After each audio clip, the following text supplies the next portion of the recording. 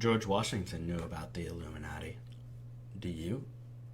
In this video, we're going to explore the history of secret societies, what they believe, and why it matters today.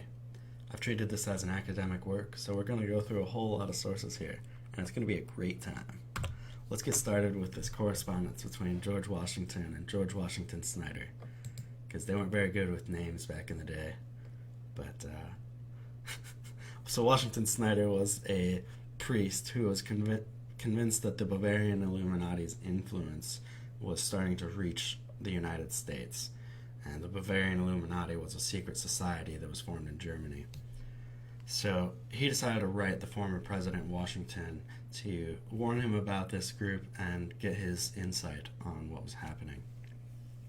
So he sent him a book called Proofs of Conspiracy by John Robinson, which explained how the Illuminati had infiltrated Freemasonry and they planned to overtake all governments and religions. He also pointed out that the Illuminati and Jacobin clubs were linked. Now, the Jacobins were one of the most influential groups in the French Revolution, and that's where we got a lot of the violent extremism was from the Jacobin club. That Robespierre himself was connected with the Jacobins. So Washington responds to this letter by saying, "I've heard much of the nefarious and dangerous plans and doctrines of the Illuminati, but I haven't had a chance to read the book that you sent me." He also points out that he's no longer that connected with Freemasonry. He's not the one leading the charges in the country, and he hasn't even been in the lodges more than once or twice in 30 years, he says. So he was not very connected with Freemasonry by this point, even though he had been more connected with them during the Revolution. Now, he also says, though, that he doesn't believe that the Illuminati was able to infiltrate Freemasonry. So he thinks, he says down here, as this correspondence continues, "It's not my intention to doubt the doctrines of the Illuminati or the principles of Jacobinism had spread to the United States. Nobody's more satisfied of this than I." So he was fully convinced that the Illuminati had spread. He was just trying to argue that he didn't think they took over Freemasonry. He also points out here that he doesn't think that the Illuminati and the Jacobins are susceptible of separation. So in his mind, those are intimately connected, and I would fully agree. The Illuminati clearly had an influence on the French Revolution through the Jacobin Club. Now, he also says that he's convinced that even though Masonry hasn't been taken over, there are probably individuals working for a separation of the people from their government in view. It is too evident to be questioned.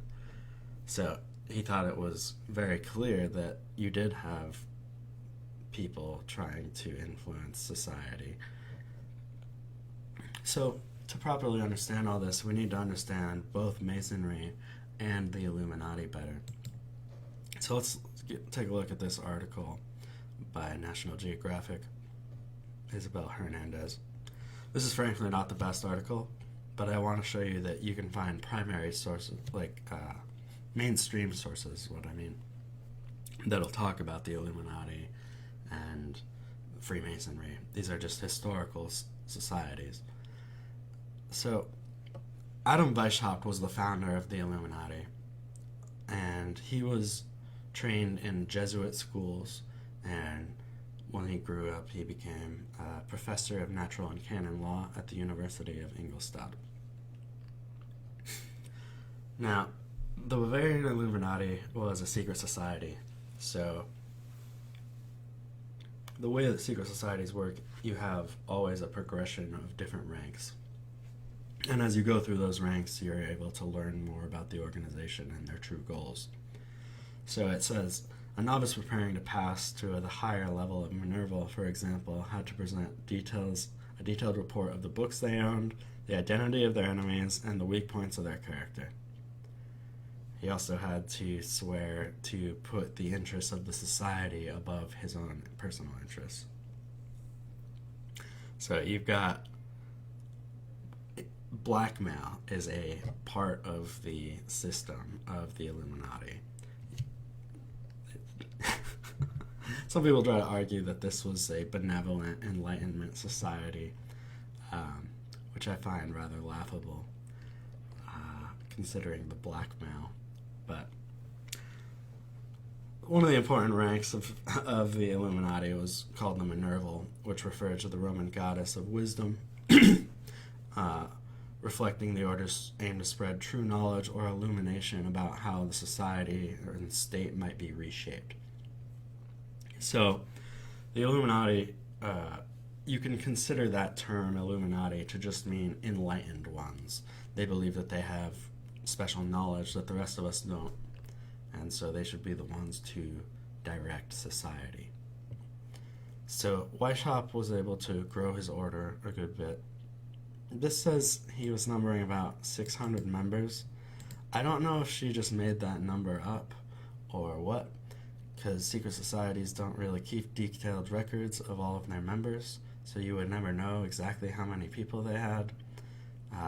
So this is kind of absurd. But he did recruit a guy called Baron von Nigi, and he was a high-level Freemason who helped Weishaupt infiltrate the Masonic lodges. He was one of the most influential in doing that. The article here also mentions that Mayor Amschel Rothschild provided funding for the Bavarian Illuminati. But this fact is disputed by some of the better Bavarian Illuminati researchers, such as Terry Melanson, who says that there's no basis for this argument. So take this with a grain of salt. Eventually, the order fell apart.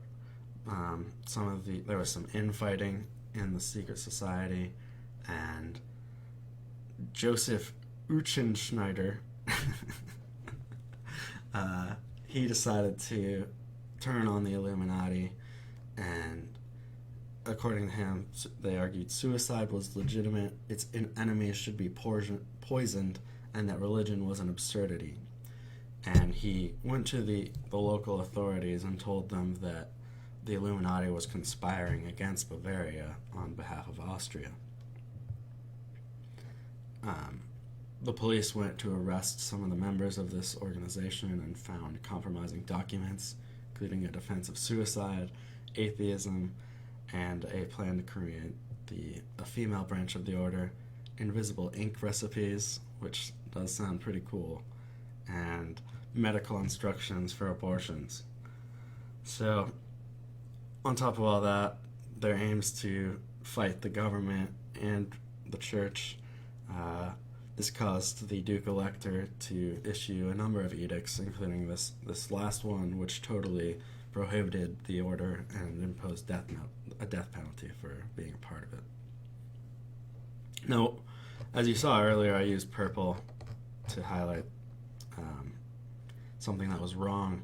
And purple is going to be our color to signify that the author is being a moron. It says here, Weishaupt was falsely accused of helping plot the French Revolution.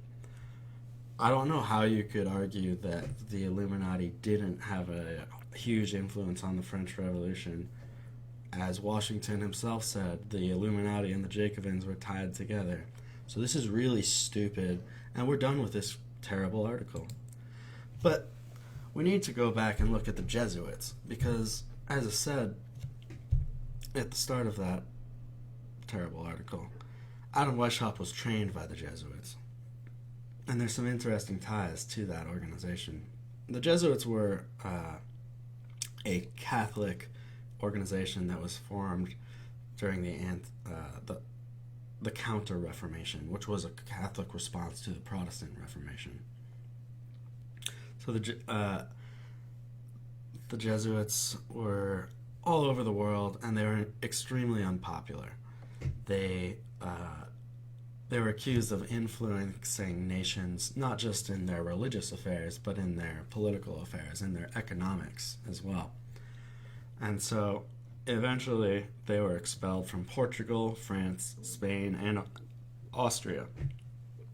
And the Pope himself, in 1773, he issued a papal brief that suppressed the Society of Jesus, which is another name for the Jesuits.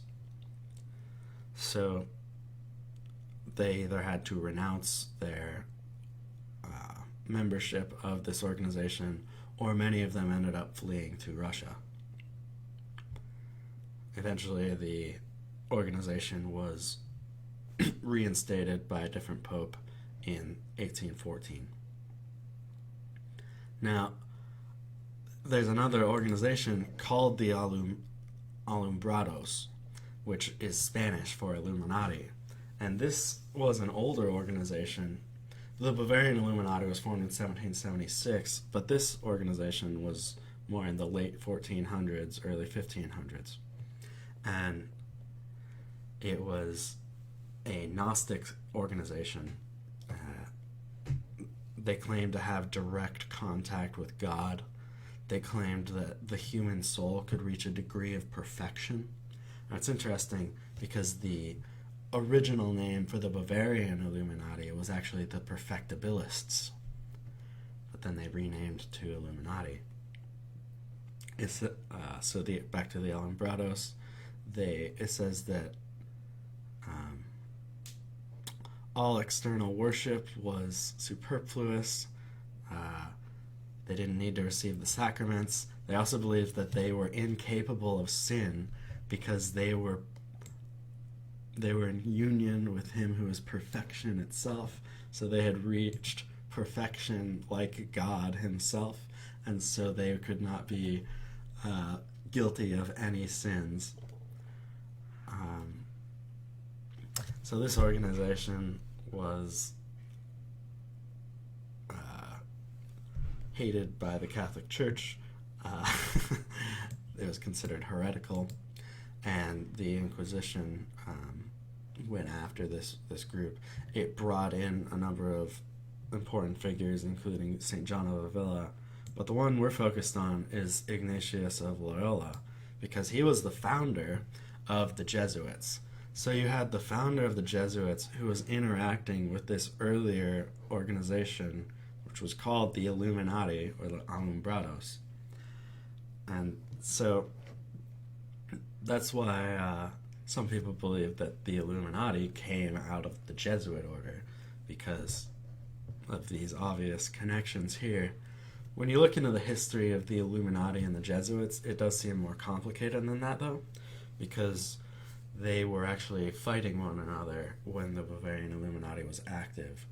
So it does seem more tricky, but you also have, with secret societies, you always have orders within orders. So you can have multiple groups with different agendas inside of these organizations. So it's hard to say whether there was a Jesuit influence on the creation of the Illuminati or not. But let's take a look at this letter between John Adams and Thomas Jefferson. And this was after the Jesuit order was reformed. He says, I do not like the late, this is Adams talking, I do not like the late resurrection of the Jesuits. They have a general, now in Russia, in correspondence with the Jesuits in the United States, who are more numerous than everybody knows, in the shape of printers, editors, writers, and schoolmasters. So he points out that our society is being influenced by Jesuits, and he's very harsh here about what he says about that. He says, if ever any congregation of men could merit eternal perdition on earth and in hell, it is this company of Loyola, assuming that the historians he's read are correct. And he says, our system of religious liberty must afford them asylum, but if we do not put the purity of our elections to a severe trial, it will be a wonder. So he's convinced that they are infiltrating all aspects of our society. They're going to manipulate our elections and try to take over our society. But he says that's how we do it in America, religious freedom, so we have to let them in. So that gives you a bit of the history of the Jesuits and the Illuminati. But now let's take a look at the Freemasons. This is a modern Freemason. As you can see, he's dressed like a total douchebag. And the reason for this is because Freemasons claim that their origin goes back to the Knights Templar. So for our next source, we're going to go through this book, Born in Blood, which is by John J. Robinson.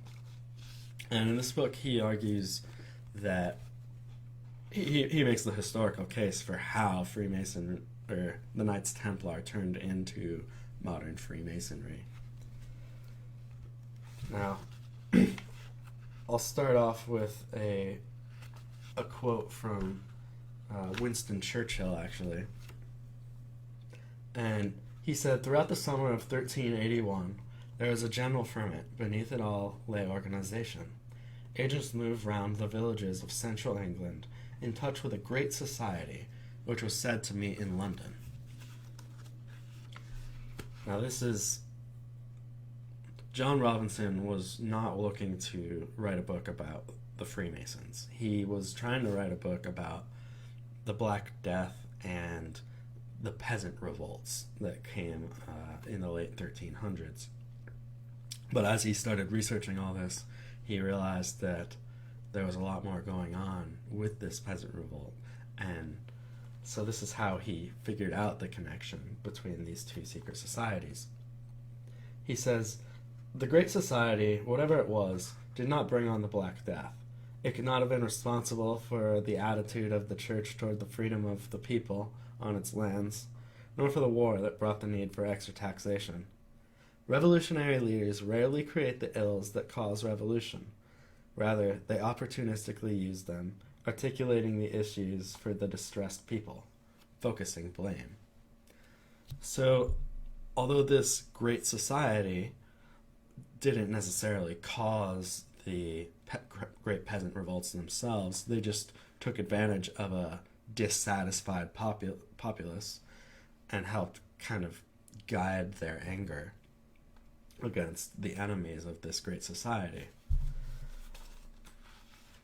Now, the peasant revolts seemed to target very specific targets, so the authorities were very confused about what... It doesn't just seem like general anger, it was being targeted by this organization. So when the authorities were able to capture the leaders of this revolt, they had a lot of questions about what was going on.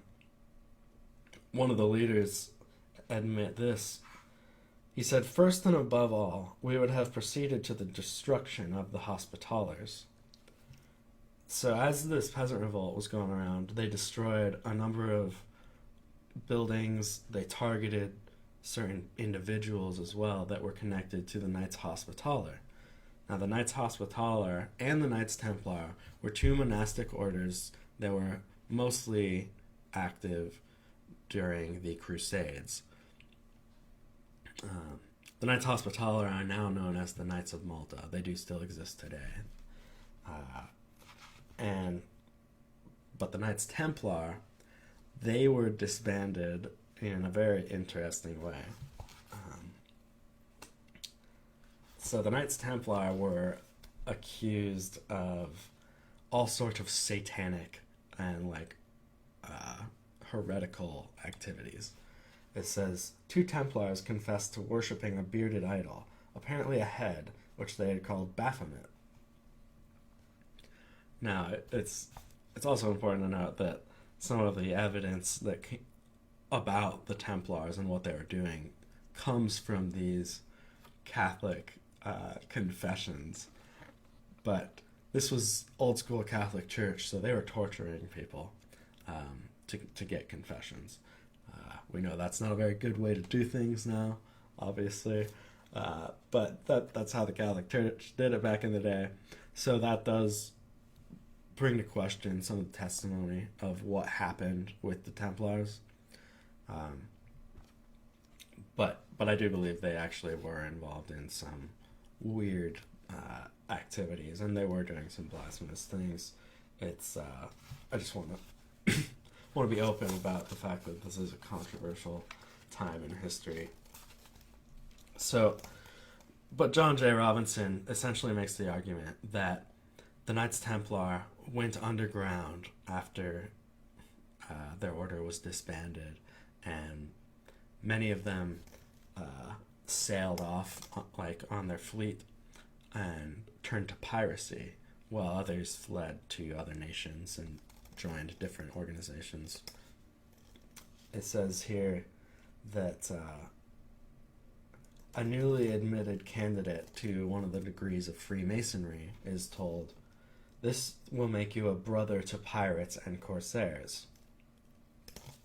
And he's saying that this one Masonic rank is a reference to how the Knights Templar turned into pirates. And so you become a brother of pirates because you're a brother of the Templars. And he gives here a story about how a ship's captain was being raided by pirates, and he was a Freemason, and so he gave the international sign of or the Masonic sign of distress, which was hands up, which has turned into something that we all use, but that was a Masonic hand signal to signify to someone that you are a Mason and that they should leave you alone. And that's exactly what happened, actually. The pirates left this guy.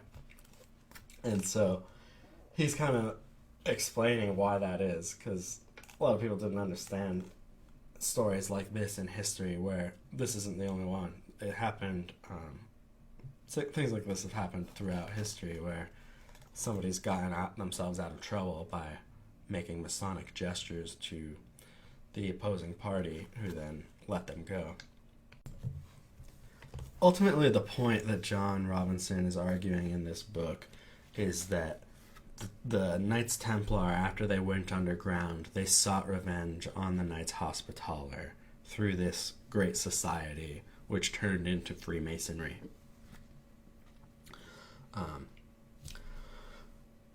The Pope tried to merge the Knights Templar with the Knights Hospitaller instead of totally just destroying the Templar.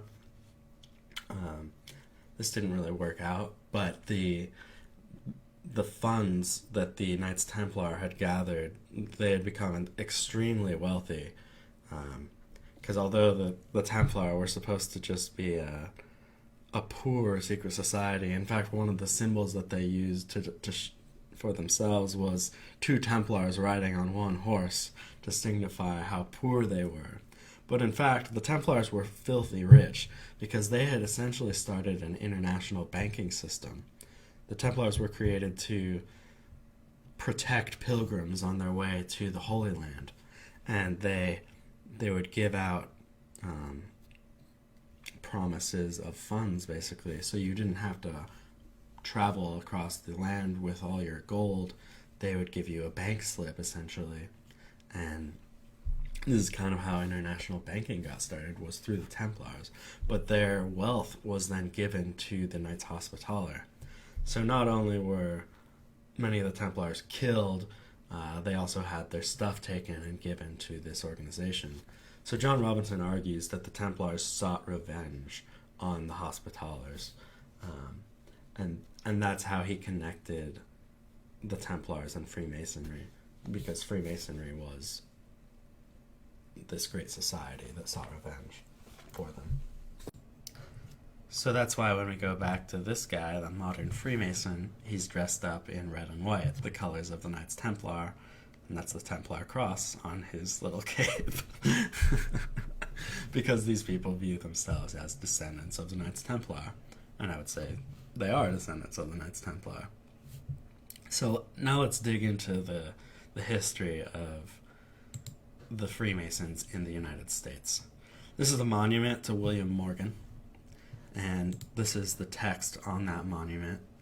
It says, "He was a martyr to the freedom of writing, printing, and speaking the truth.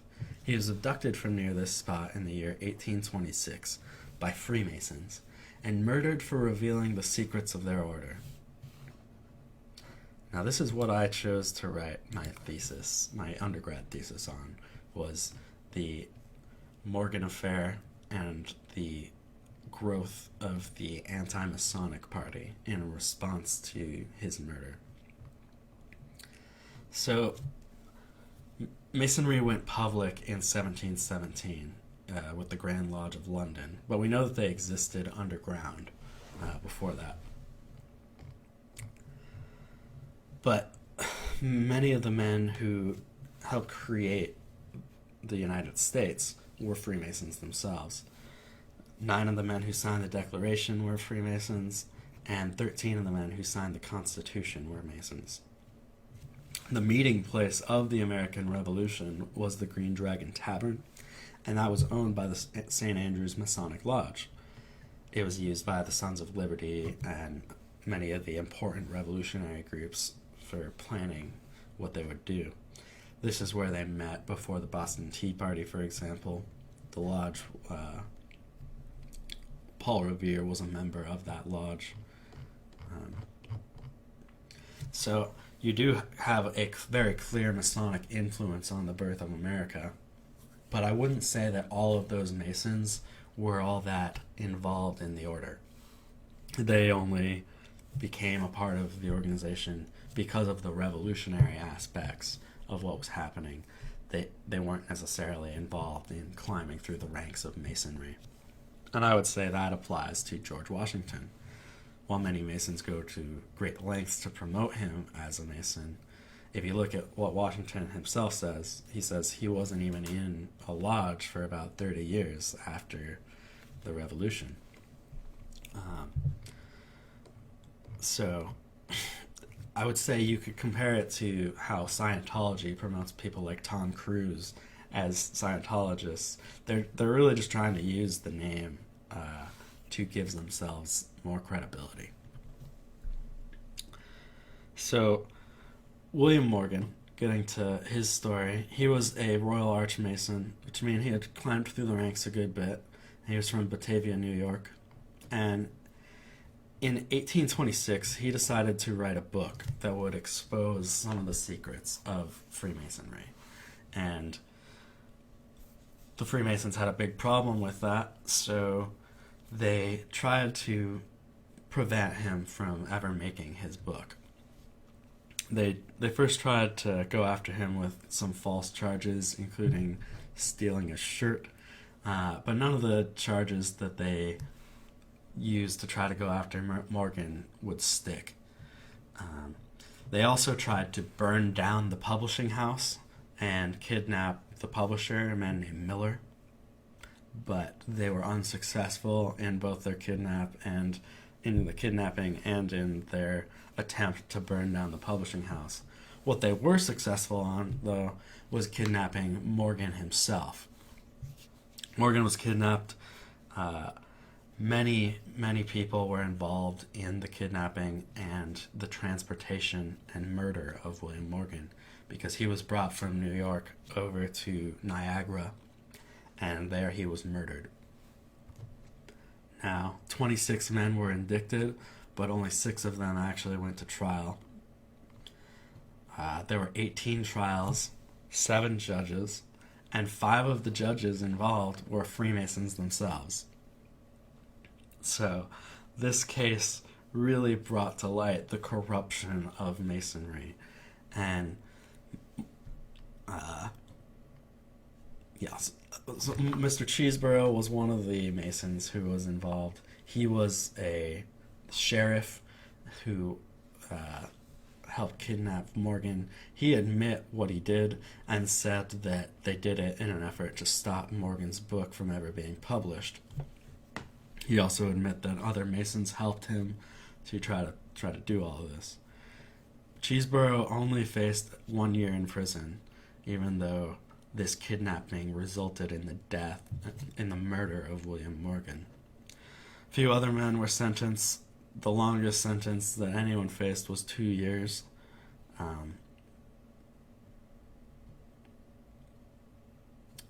And the men who were imprisoned were treated extremely well by Masons. They were brought all sorts of extra comforts, and the Masons just did all they could to keep the prison sentences short and comfortable for all these men. There was another Mason who admit to what had happened, though. His name was Henry Valance. On his deathbed, he confessed to William Morgan's murder.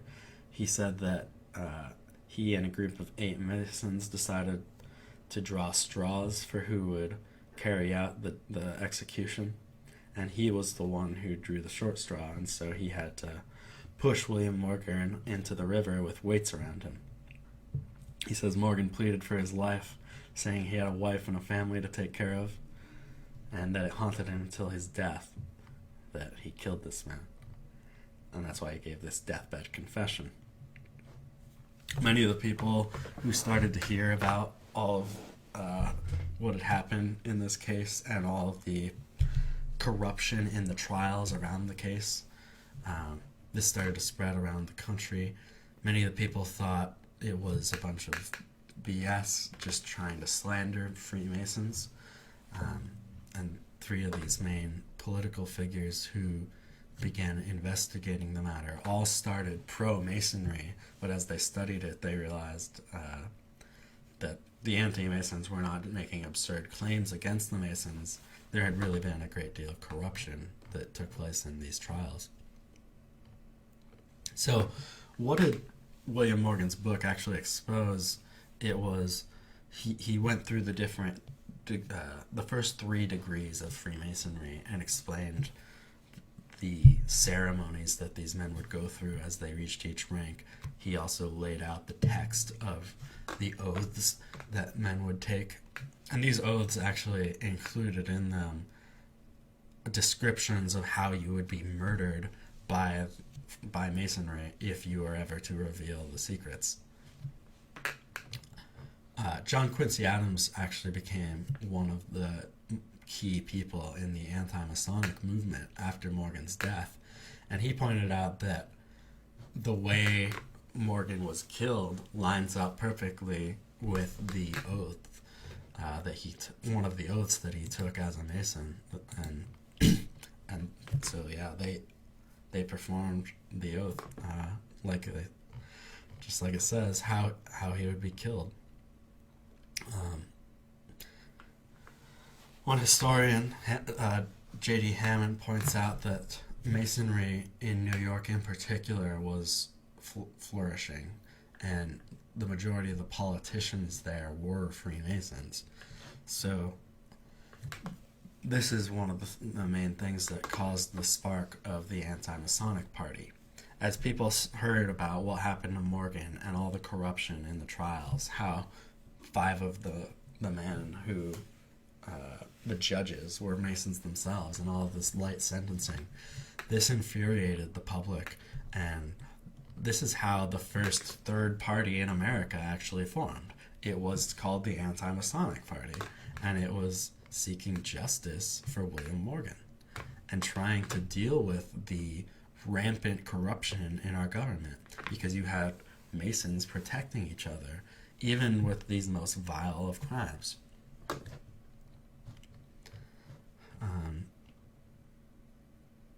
At the murder of William Morgan, a professor of Wheaton College pointed out that in 1826 the Masonic institution was very powerful, including all classes of men and its members. Every newspaper was silenced and all court officials were influenced. That's another key thing during all of this. Many of the newspapers were owned by Freemasons, and so the information that came out about this was controlled, and this actually caused many people to start their own newspapers because they saw the corruption of the media, and they were trying to get out the truth themselves. Thaddeus Stevens was an important member of the Anti-Masonic Party, and he believed that the nations who had the gift of freedom should defend it by destroying Freemasonry and other secret societies. John Quincy Adams argued something similar. He said that all Masons had a responsibility to either leave their organization or to drastically reshape it because it was so clearly corrupt. And so that was the goal of the Anti-Masonic Party, was to either eradicate Masonry or convince its members to turn it into something else. Now, during this movement, many Masons left the organization. Many Masons did see the corruption of their society and decided to leave it. There was about 50,000 Masons at the time, according to one of my sources, and 45,000 men left the organization. So the vast majority of them did quit, from what we know. But those numbers, again, it's really hard to get accurate numbers on how many Masons there actually were. John Quincy Adams estimated that there were 200,000 Masons. So, it's very hard to say. But we know that there were a lot of them, and a lot of people left the organization. Some of them produced their own books following in William Morgan's footsteps, further exposing more secrets of the order. The Anti-Masons eventually nominated William Wirt to run for president, but Wirt was unable to defeat Jackson. And the Anti-Masonic Party kind of fell apart and ended up largely merging with the Whig Party. Something else that's really interesting to point out about this time period is how black people were treated by Freemasonry. Now, 15 black men, led by Prince Hall, went to the Grand Lodge of Boston hoping to become members. They were rejected. They ended up going to the Grand Lodge of England to try to get a charter, and because England was more advanced on racial issues, they were happy to allow the Masons to form their own lodge. But the Grand Lodge of New York said that that's unacceptable, and the very first two articles of their 34 were anti-black. The first said that Negroes must not be accepted into the lodge nor be made equals. The second stated that Negroes from African lodges in North America should not be accepted as even visitors because their claim was illegitimate and illegal. It's many times in history it's hard to say, well, these are the clear good guys and these are the clear bad guys, but I think that when it comes to the Anti-Masons, you can do that. John Quincy Adams, Thurlow Weed, William Seward, Charles Finney, these guys were all better known for their abolitionist work than for the Anti-Masonic Party. Most of history is forgotten or chooses to ignore the Anti-Masonic Party. But these guys are not forgotten. They were heroes in the fight against slavery. At the funeral of Morgan, Reverend B.T. Roberts said, "We pray that the colored, being freed from slavery, the whites may be emancipated from the evils of secret societies." These guys were great. They stood up to the greatest evils of their time, Masonry and slavery. I love these guys. They ultimately weren't successful in destroying Masonry, though. They were able to outlaw secret societies in some states for certain time. Some, anti-Masonic politicians were able to win their elections. Vermont had an anti-Masonic governor, for example. And many of the Masons did leave the order, even though we don't have exact numbers. It's hard to say the exact numbers. Many people did leave the organization. But ultimately, what the Anti-Masons did has been forgotten, and Freemasonry was able to build its numbers back over time.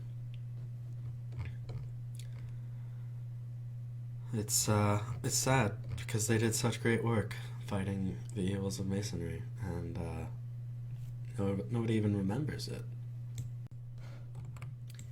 And if we go to our next source over here, this comes from Albert Pike, who was the most important Mason of his day, and he actually starts off this chapter saying that the best friends of Masonry in America were the Anti-Masons of 1826, who were also its worst enemies. He says that the Anti-Masons purified Masonry through persecution. And he doesn't say it here, but Pike writes in another place that, he's happy that so many people left the organization because they were not truly committed to Masonry. And so the ones who are still a part of it or choose to join after, are really committed to Masonry. Now, what is this book, Morals and Dogma? Morals and Dogma is one of the most important Masonic books in history. Pike goes through all the different ranks of the Scottish Rite of Freemasonry, which is one of the subdivisions of Masonry, and it's got 33 different ranks. So this is the 30th rank, and in this, he's very open about how they came from the Knights Templar.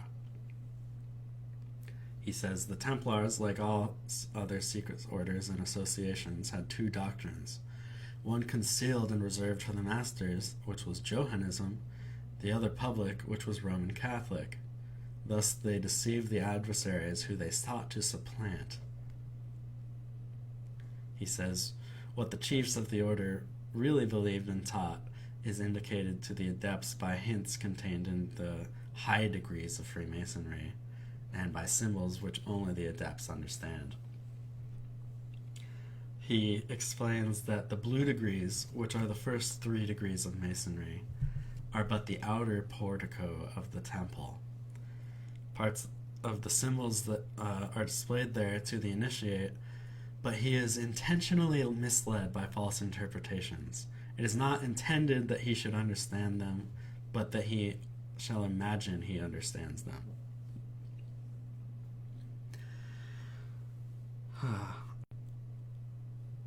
He says, it is well enough for the mass of those Masons to imagine that all is contained in the blue degrees, and whoso attempts to undeceive them will labor in vain.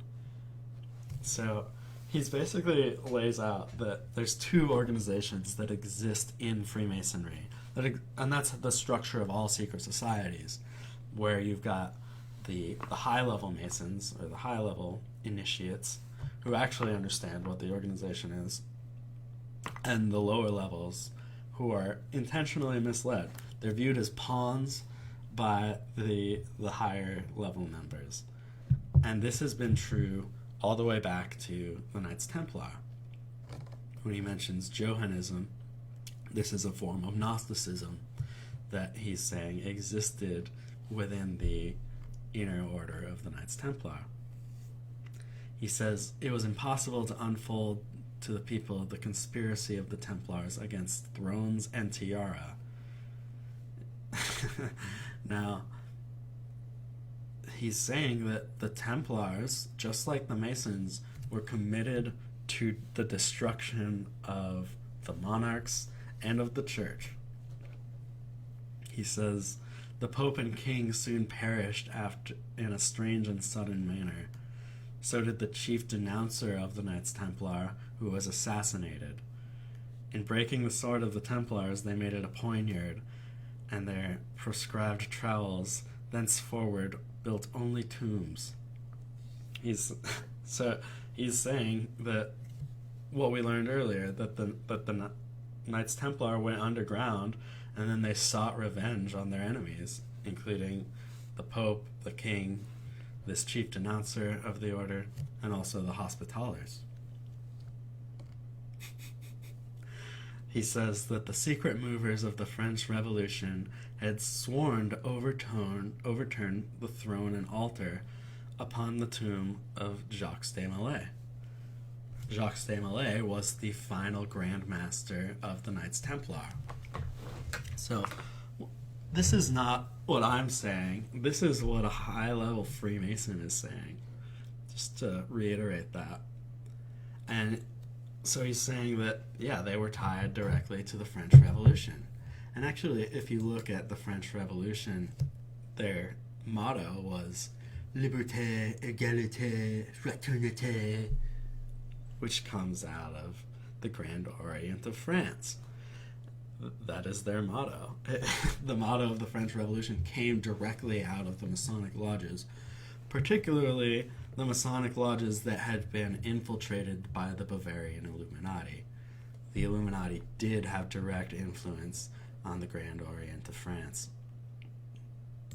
Now, if we go earlier on in Albert Pike's book, he mentions, he speaks about the duality of Masonry again. He said, Masonry, like all the religions, all the mysteries, Hermeticism and alchemy, conceals its secrets from all except the elect.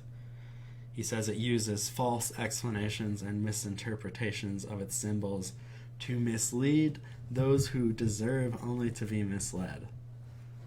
High-level Masons have, many of them seem to have almost a disdain for low-level Masons, and they really view them as ignorant pawns, who deserve only to be misled. And even if, that's what they think of the general populace as well. They think we deserve to be misled. It says, so Masonry jealously conceals its secrets and intentionally leads conceited interpreters astray. That's why it's very hard to understand Masonry, is because you've always got multiple layers of symbolism in almost everything. When they're right about a certain person or certain symbols, they're almost always talking about something else. So it's very tricky. One of the important symbols of Freemasonry is the circle enclosed in a central point, just a circle with a dot in the center. And we'll get to that in just a second. One more piece of evidence that Masonry is an order within an order comes from Manly P. Hall, who was another one of the most important Masonic writers in history. He argued that Freemasonry is a fraternity within a fraternity, an outer organization concealing an inner brotherhood of the elect. He says the visible society is a splendid camaraderie of free and accepted men who blah blah blah blah blah. And he says the invisible society is secret and most august fraternity whose members are dedicated to the service of a mysterious arcanum arcanorum. Okay, so they have a mystical goal inside this inner secret society. And that'll start. So now we're starting to understand the structure of Masonry. It's cultic, just like Scientology, for example. They lie to you as a low-ranked member, but as you climb the ranks, you start to understand more and more about what the organization actually teaches. So now let's jump over to this article. This was written by a Freemason, which makes it especially funny. But he says, there's no doubt that the KKK infiltrated Southern mainstream Masonry, more in some states and less in others. He says that today we still have the KKK in some lodges and Grand Lodges, mostly in some of the states of the old Confederacy. He points out that Georgia may have opened up a little bit, but that he's still looking for his first black Freemason in Virginia and Arkansas. He also mentions another secret society. So he's saying that both the KKK and this organization called the Knights of the Golden Circle seem to have Masonic ties.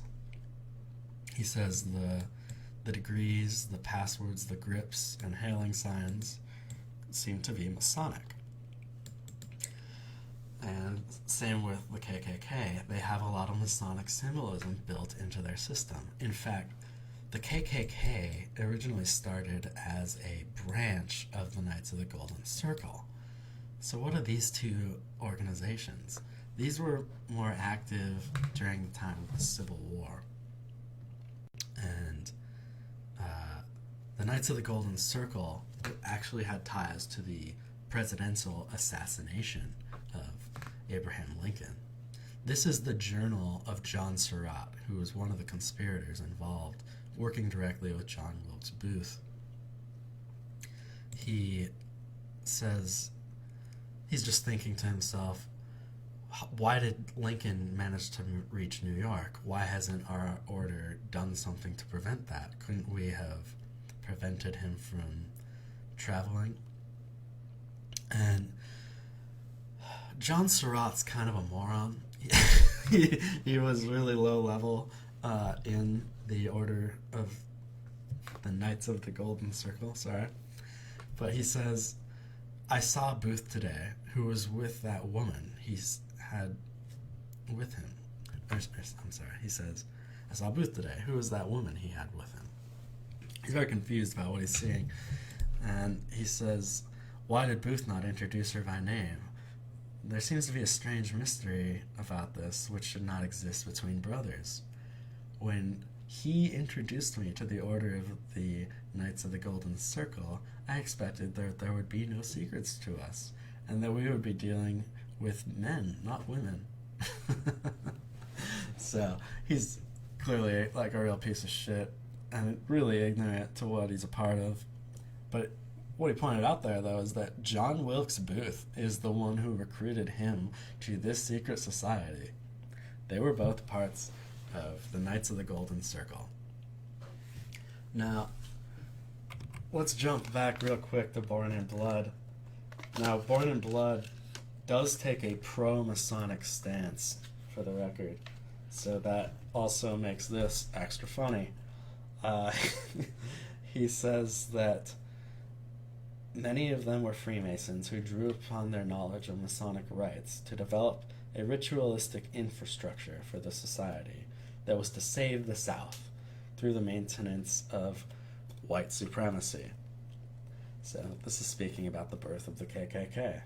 He says, they adopted the Circle of the Lodge as their formal meeting arrangement for members, named their society for it, and demonstrated their educational level by using the Greek word for circle, which is kuklos, the pronunciation of and spelling of which quickly became Ku Klux, and they started calling themselves the Knights of the Ku Klux Klan. The all-seeing eye of Freemasonry became the Grand Cyclops. So, Masonry has all sorts of spin-off organizations, and that includes the Knights of the Golden Circle and the Ku Klux Klan, both which in turn use this circle in their name. Now, what is the importance of the circle? Let's hop over here to our next source. And I can't highlight on this website because it's badly made, but this is Mackey's Encyclopedia, which is a very useful resource for trying to look up Masonic symbols and understand the different layers of meaning that they have.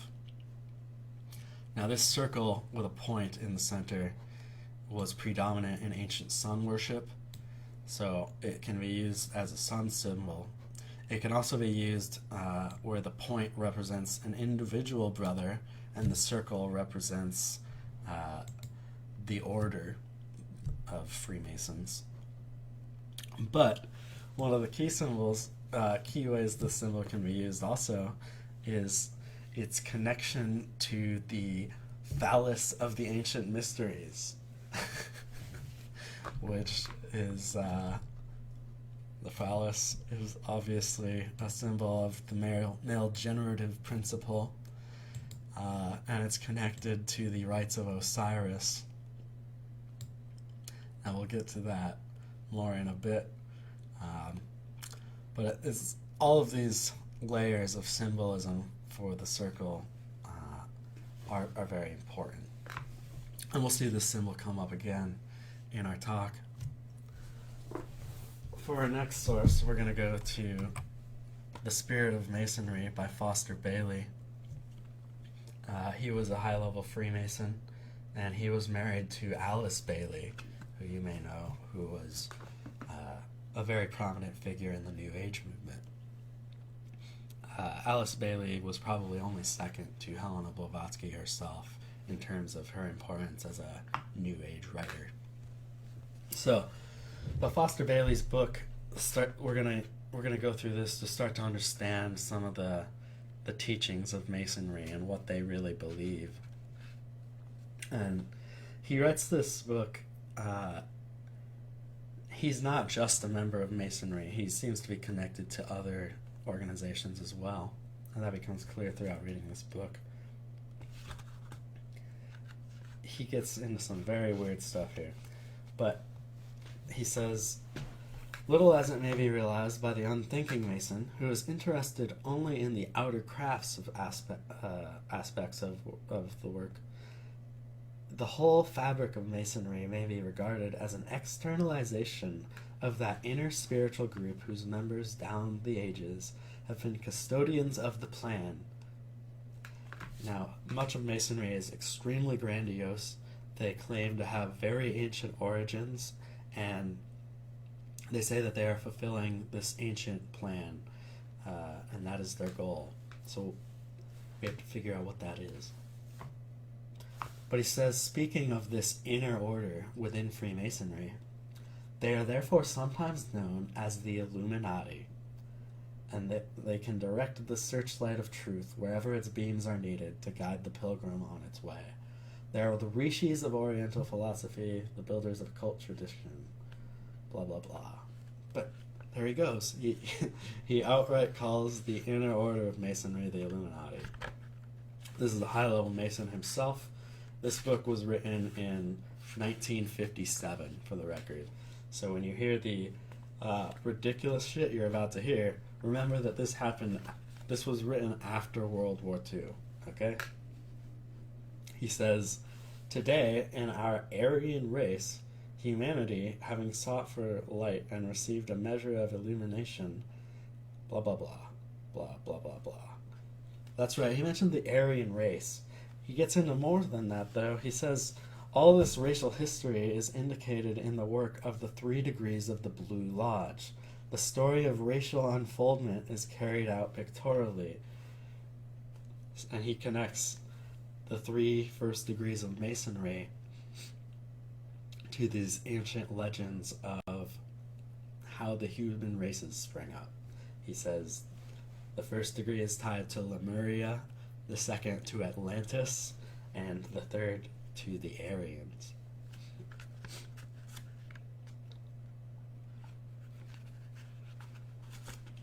So, remember, this is after World War II.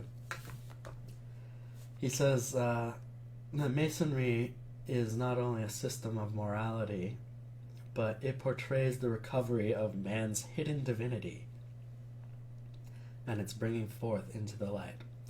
So he says that Masonry's goal is to show man its inner divinity. Now, much of Masonry's symbolism revolves around the temple, Solomon's temple. And that goes back to the Knights Templar as well. Knights Templar, it means Knights of the Temple. So much of the symbolism of these secret societies is tied up in the building of Solomon's temple. But you have to remember that's symbolic, it's not literal. So it says, the temple that the craft is building is the unification and harmonizing of the entire human family. So they are trying to create some sort of unification under their system.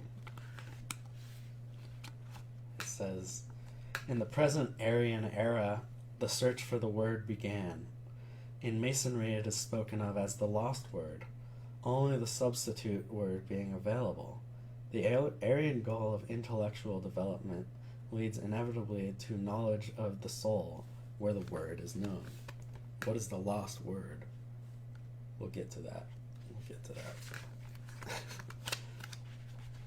One more thing he says is that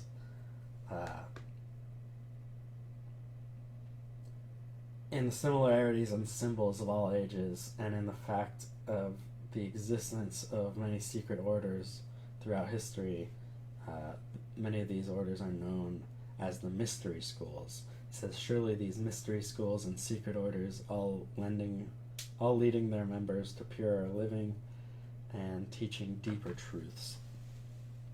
So he's saying that Masonry, as well as other organizations, are tied to these mystery schools. He says, this world order, sometimes spoken of as the Great White Lodge, has existed from the beginning of human life on the planet and through the ages. Yeah. So, again, this is not what I'm claiming. This is what Freemasons are claiming.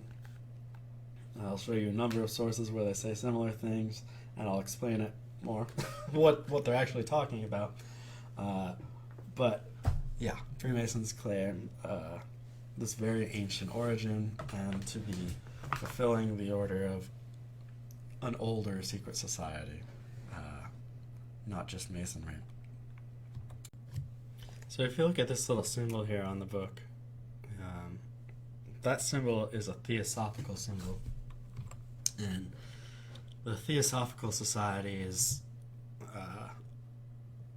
the organization that spreads the New Age teaching. The New Age and Theosophy are the same thing.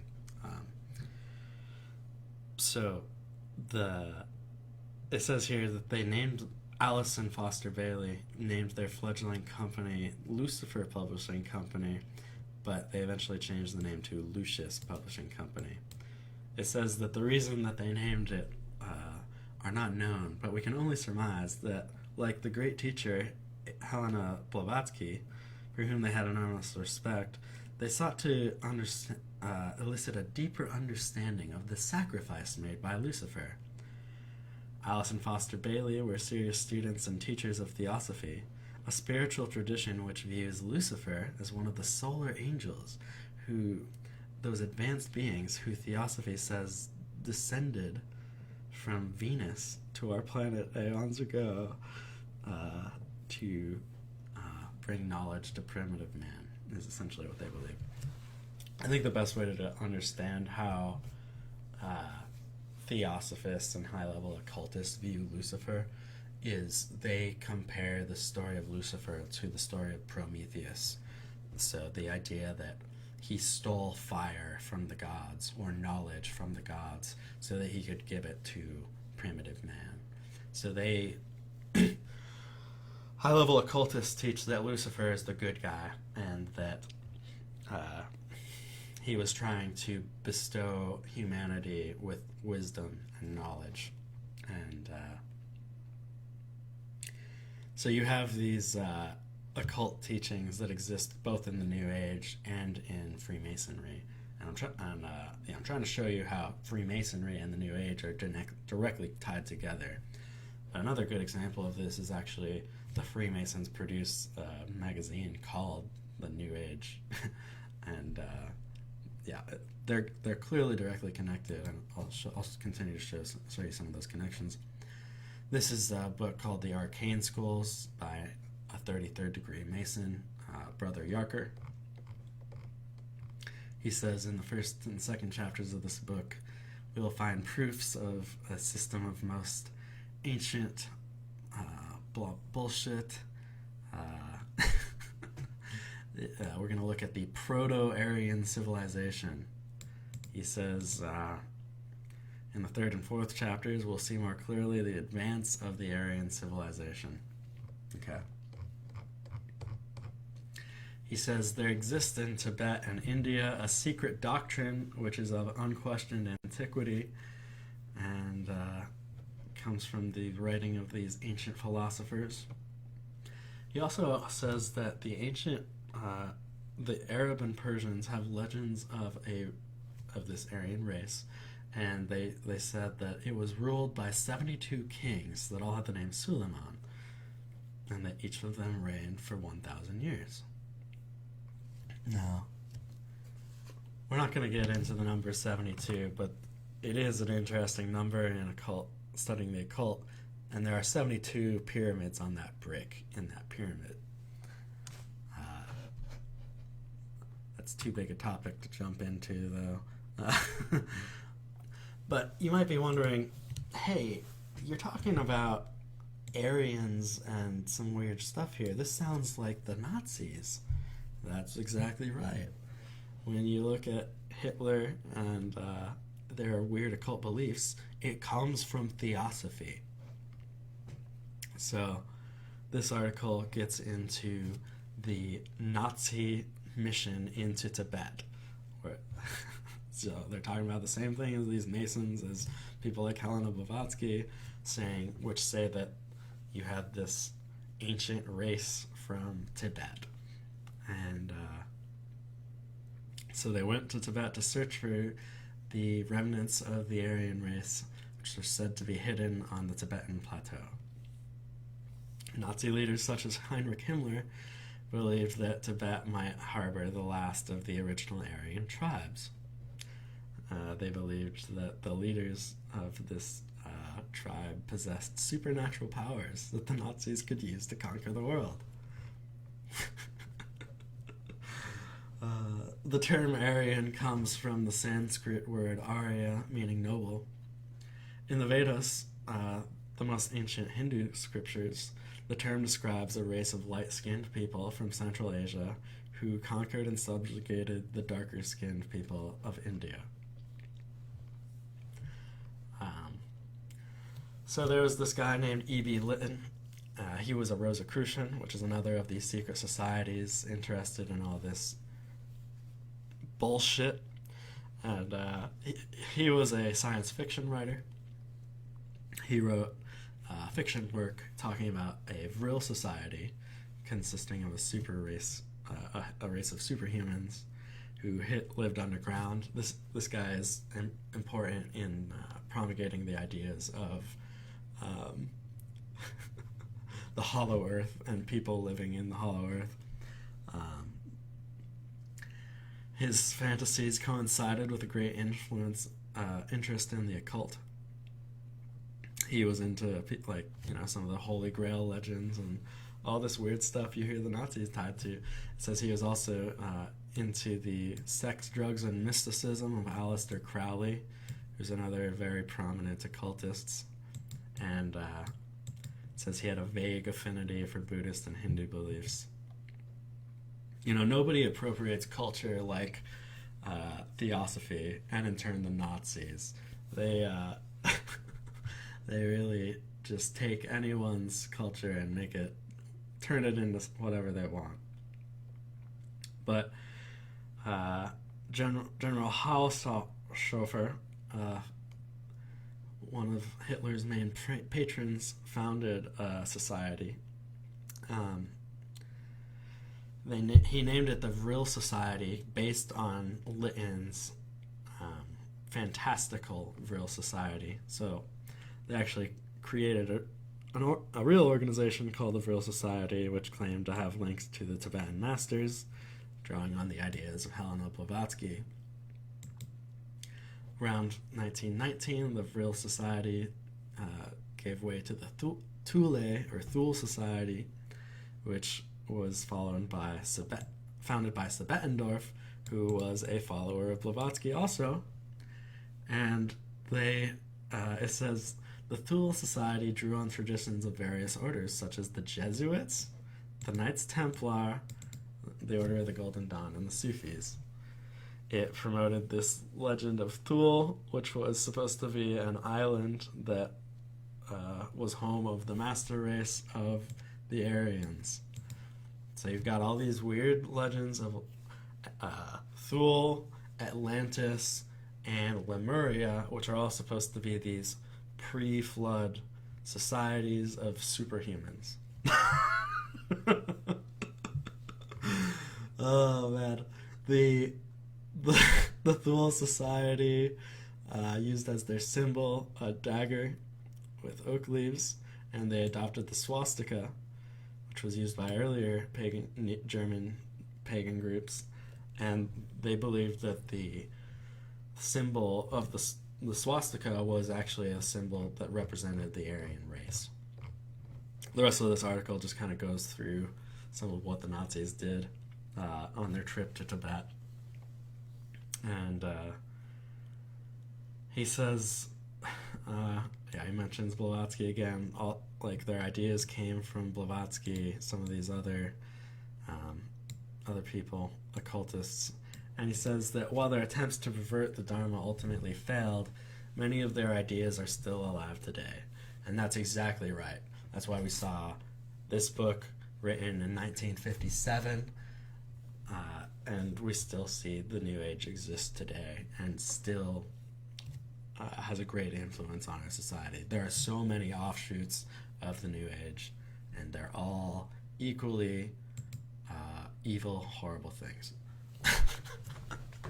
Now, if you know your stuff, you might be wondering, hey, didn't Hitler go after the Freemasons? You're saying that there's a connection between them. So what's up with that?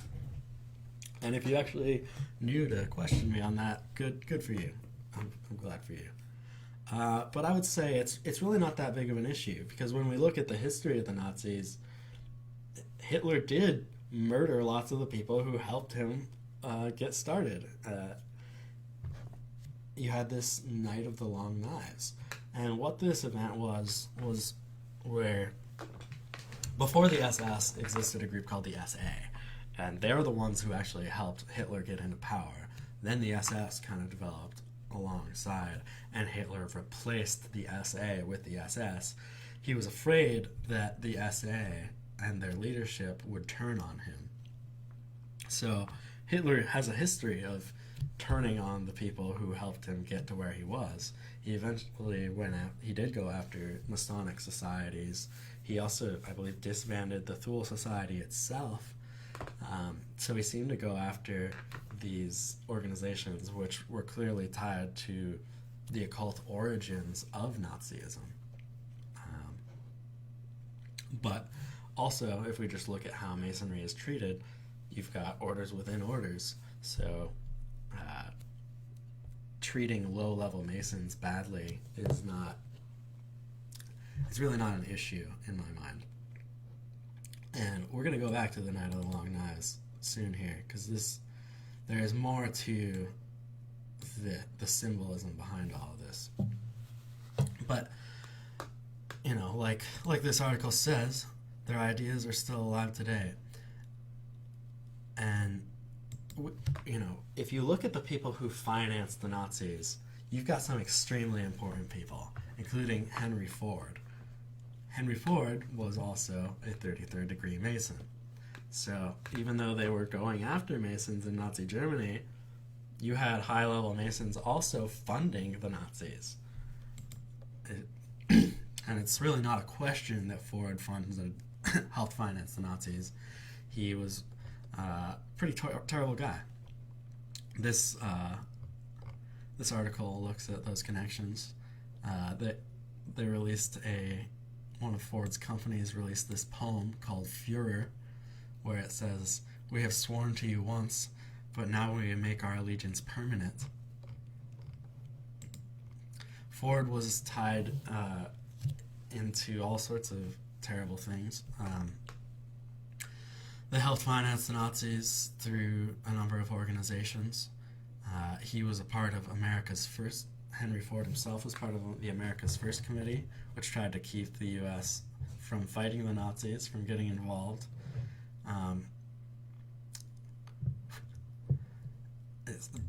German Ford served as an arsenal of Nazism with the consent of headquarters in Dearborn, says a U.S. Army report prepared in 1945. Ford was directly involved in construction of the needs of Nazism. Ford's cooperation with the Nazis continued until at least August 1942, 8 months after the U.S. entered the war. This guy he was outright treasonous. He was outright fucking treasonous. And Ford himself, he also helped spread anti-Semitic propaganda. He had this pamphlet called The International Jew, the World's Foremost Problem. Ford considered running for presidency, and Hitler said that he wished he could send some of his shock troops to Chicago and other big American cities to help. In Mein Kampf, Hitler praised Ford.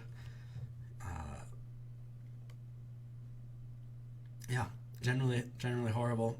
In 1938, Ford was given the highest honor, the Grand Cross of the German Eagle, the highest Nazi foreign medal. So yeah, he was a terrible guy.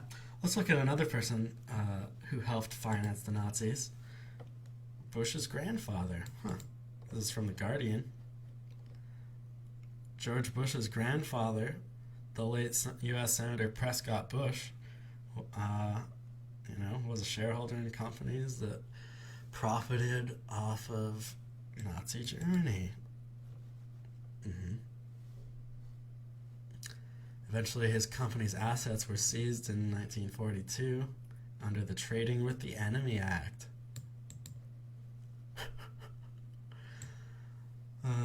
The evidence has also prompted one former U.S. Nazi war crimes prosecutor to argue that the late senator's actions should have been grounds for prosecution for giving aid and comfort to the enemy. Now, remember, purple signifies that the author of the article is an idiot, and that's because he says there has been internet chatter about the Bush Nazi connection. Much of it is inaccurate and unfair. I don't know how this moron or these morons managed to write an article about how the Bushes financed the Nazis and then still defend them at the same time. But, that's what doublethink does to people, I guess. I guess it's just too hard to, consider the fact that people with such power in our country are so incredibly evil. But, it says here that this is how the Bush family likely got rich, was through war profiteering off the Nazis. So, that's interesting. Now, let's take a look at the modern Illuminati. The Illuminati used, as one of their main symbols, Minerva, the owl of wisdom. It was a relatively low rank. However, it was the soul of the order and functioned as a sort of assembly line for recruits. Now, this comes from Terry Monson, who is one of the best academic researchers on the Bavarian Illuminati itself. And then he looks at the Bohemian Club. You might have heard of the Bohemian Grove before. The Bohemian Club is the name of the organization. The Grove is where they meet. They, too, use the Owl of Wisdom as their symbol.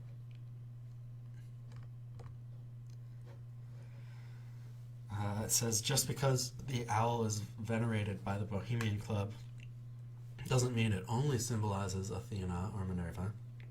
It says Lilith is also an apt identification.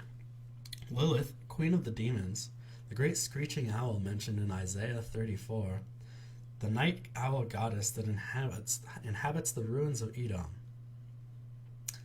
She's a permanent fixture of Kabbalistic demonology. Lilith is also closely connected to Hecate, with demands for human sacrifice. The Grove participants perform a mock human sacrifice at the base of a 40-foot owl as part of a cremation of care ritual. Now, that's documented fact. Even if you don't believe that they're doing anything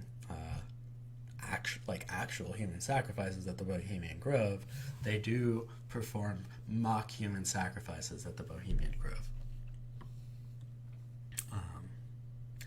he mentions there's this poem, called Lilith, a dramatic poem, in which Lilith mentions the owl, demonstrating, and this was written by one of the most prominent Bohos and Bohemian Grove members. So, they're well aware of the symbolism connections to Lilith and Hecate, who demands human sacrifice. And they perform mock rituals for human sacrifice. So, I suppose you can think of that what you want. I think it's pretty screwed up. We've got the Bohemian Grove as one modern secret society that seems to have obvious ties to the Illuminati. But we also have Skull and Bones. If you'll remember, the Knights Templar became pirates and then used... So you have these secret societies using the Skull and Bones symbol as pirates. Yep. So this article digs into some of the history of Skull and Bones. He shows how, many important figures got tied up with the CIA after being members of Skull and Bones. Bill Bundy, Bill Buckley, for example, or George Bush, who ran the CIA before becoming president. They swear an oath. So Skull and Bone members, if you don't know what Skull and Bones is, it's a secret society at the Yale. So it's a secret society to recruit students. They have to swear an oath to never reveal what goes on inside of the crypt that they meet at. They meet at a literal crypt. And they go to legendary lengths to avoid answering questions about their secret society. He eventually managed to get a dossier on the Skull and Bones. And it says that for their initiation ritual, a new man is placed into a coffin carried into the central part of the building. New man chanted over and reborn into society. He's then removed from the coffin, given a robe with symbols on it. A bone with his name on it is tossed into a bone heap at the start of every meeting. Initiates plunged naked into a mud pile. So, they're into some very weird stuff. Their rituals are very weird. I highlight here that the guy writing this article is also an idiot. He says, the last thing I wanted to do was reduce the subtleties of the social function of bones to some simple-minded conspiracy theory. Oh, yeah. And yet, I do seem to have come across definite, if skeletal links between the origins of bones rituals and those of the notorious Bavarian Illuminists. I found evidence that links this secret society to the Illuminati, but I wouldn't want to be a conspiracy theorist. This guy's a fucking idiot. These people piss me off so much that you can study this stuff and just be so brain dead to what you're looking at. So, anyway. Bones is a chapter of a corpse of a German university. It should be properly called the Skull and Bones chapter. General Russell, its founder, was in Germany before his senior year and formed a warm friendship with a leading member of a German society. Inside of one of these organizations, they go on to describe a German slogan is painted on the arched walls above the vault. I'm not even going to try to read that, but it says, "Who was the fool, the wise man, or the beggar king? Whether poor or rich, all's the same in death."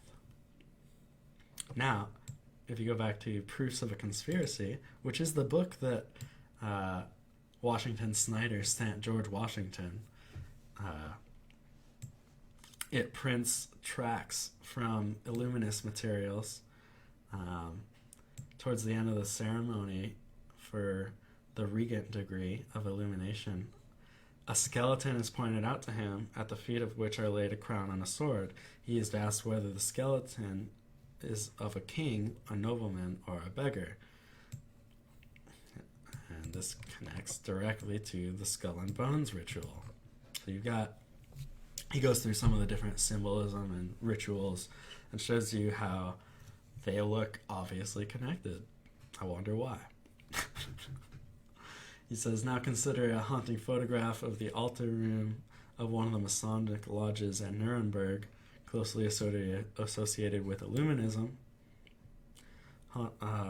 Haunting because at the altar in the room's center, approaching through an aisle of hanging human skeletons, is a coffin surmounted by, you guessed it, a skull and crossbones. Yep. So you've got direct ties in the symbolism of these secret societies. He also mentions in this article that Skull and Bones members are said to be given a mysterious gift of $15,000 a year. Surviving bone members get all dividends from the investments made by the order's corporate shell.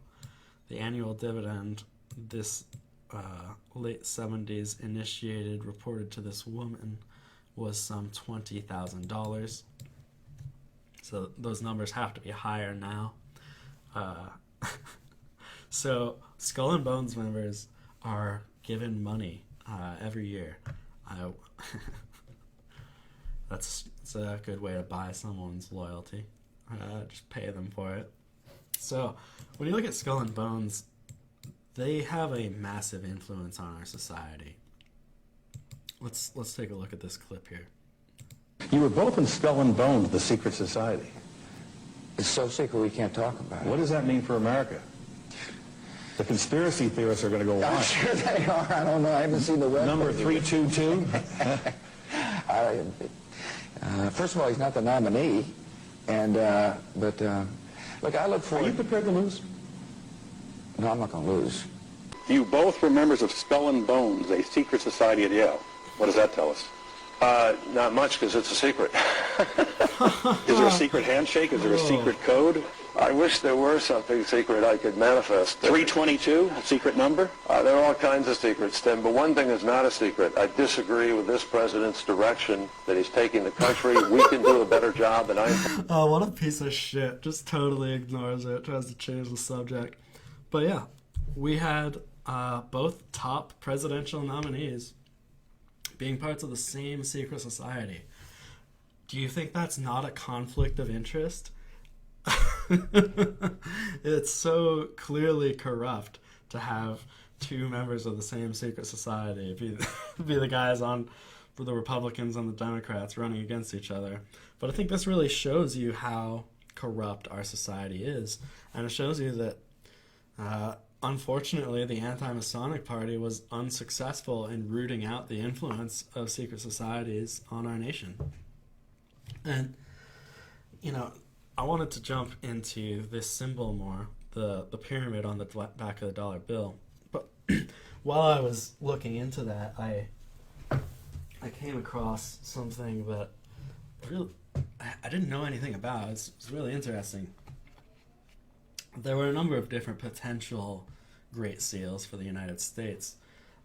Jefferson, John Adams, and Franklin all proposed various ideas for what they could do. And Jefferson actually suggested using two brothers named Hengist and Horsa.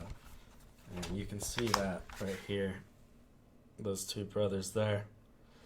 And that was the seal Jefferson proposed. This is Founding Fathers and Secret Societies by Robert Hieronimus, by the way. And he is the foremost expert on the Great Seal itself. He spoke in front of Congress on it, for example. And so anyway, Jefferson suggested Hengist and Horsa for the Great Seal, which I thought, that's very odd. Who are these people? I've never even heard of them. And Jefferson said of them, "The Saxon chiefs, from whom we claim the honor of being descended, and whose political principles and form of government we assumed." And that quote comes from Merrill Peterson's biography on Jefferson. Now, who are Hengist and Horsa, and if our political system is descended from them, why have we not heard of this? To understand Hengist and Horsa, we're going to jump to the history of the kings of Britain. Now, this book is treated as pseudo-history, and the whole story of Hengist and Horsa is treated as pseudo-history, in fact, by many historians. But there are other historians who say it's completely true. These were historical figures, and one of the people who actually argued that these were historical figures was none other than J.R.R. Tolkien, writer of Lord of the Rings. And, Tolkien, he chose to symbolize the embodiment of evil as a single eye, which is rather interesting. Tolkien was a very intelligent guy, and I completely agree with him that the story of Hengist and Horsa is a real story. It's historical, and this is actually shows you the origins of the Anglo-Saxons in Great Britain. So this story is really fun. It's really interesting, and it shows how the Kingdom of Kent was formed. It says, in the meantime, there arrived in Kent a number of galleys commanded by these two brothers, Hengist and Horsa. Now, Vortigern was the current king of Britain, and he was having a lot of hard times dealing with his enemies. So Hengist and Horsa show up, and they are looking for a place to settle their lands. They say that their land is overpopulated, and so they sailed off to search for a new place to settle. Vortigern is really excited to see these guys because they look like some powerful warriors, and he says, yeah, I'm very I rejoice at your arrival, and if you can help me deal with my enemies, then I will bestow you with lands and possessions. So it seems like a good deal for everyone. He ends up marrying the daughter of Hengist. Vortigern marries the daughter of Hengist, so their families become tied.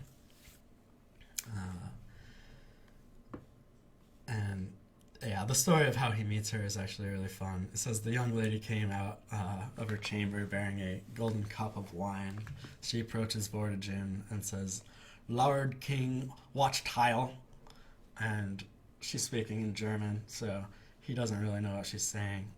He asks his aide what she said, and he says, she offered to drink to your health. And he's like, well, what do I do? And he says, your answer must be, drink Heil. And Vortigern accordingly answered, drink Heil. And they get drunk, and he's very happy to eventually marry the wife of Hengist. And so they form a strong alliance. But the problem is the people of Vortigern's country really don't like these foreigners coming in. And so Hengist keeps inviting more of his people over, and the Britons are getting really pissed off about that. They want Vortigern to kick them out, but Vortigern really liked them, and he was married to the guy's daughter, and so he ignored them. And so they promote Vortigern's son, Vortimer, to become the new king. They kind of overthrow Vortigern. Not violently, though. And so they kind of force out Hengist and Horsa. Actually, Horsa gets killed along with one of Vortigern's sons, but Hengist and his people end up sailing back to their homeland. And eventually, they decide to come back and seek revenge. Hengist, when he hears that Vortigern's son dies, he decides that's their time to go in and seek their vengeance. And so he raises an army of hundreds of thousands, it says 300,000 men, and they return to Britain.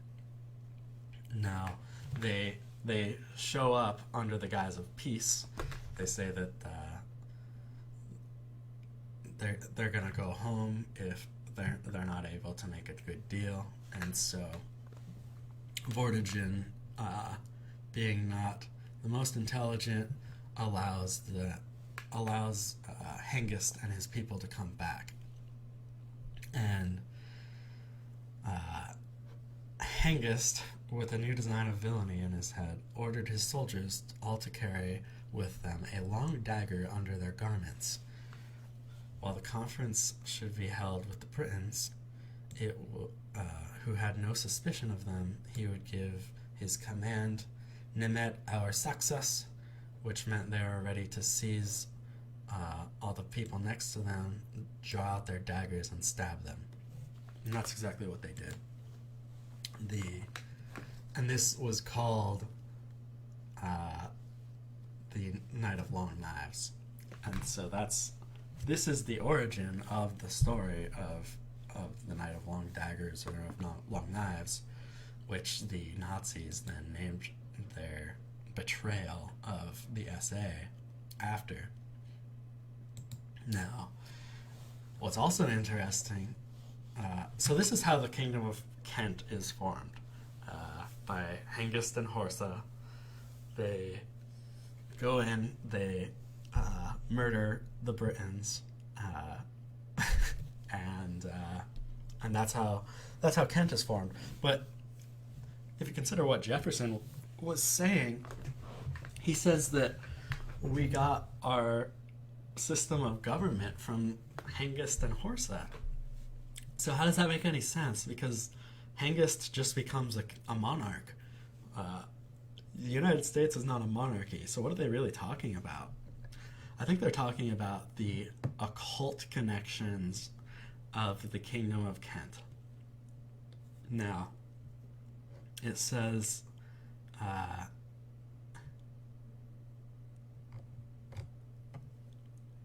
can't remember. Okay, here it is. Upon the calends of May. So the day that they meet, supposedly in peace, the day of this long night of the daggers, is the 1st of May, which is the day that the Bavarian Illuminati was later founded. Let's jump to this article. May Day, why was that chosen as the day for the Illuminati's founding? He gives 2 reasons in this article. This is another article by Terry Mallinson. He says fire worship was incredibly central on that day, and fire worship can be linked to the highest mysteries of the Illuminati. The allegory in which the mysteries of the higher grades must be clothed is fire worship. That was said by Adam Weishaupt himself. He says another reason for using May 1st relates to the fact that in communication between members of the order, the word Illuminati is symbolized with a point within a circle. Wasn't that an important Masonic symbol as well? That's right. This has always represented the sun, probably before writing was even invented. And the Egyptian used it thousands of years ago to represent the sun god Ra. The May Day festivals were enacted as both fire and sun worship, so May 1st fits perfectly for the symbolism of the Illuminati.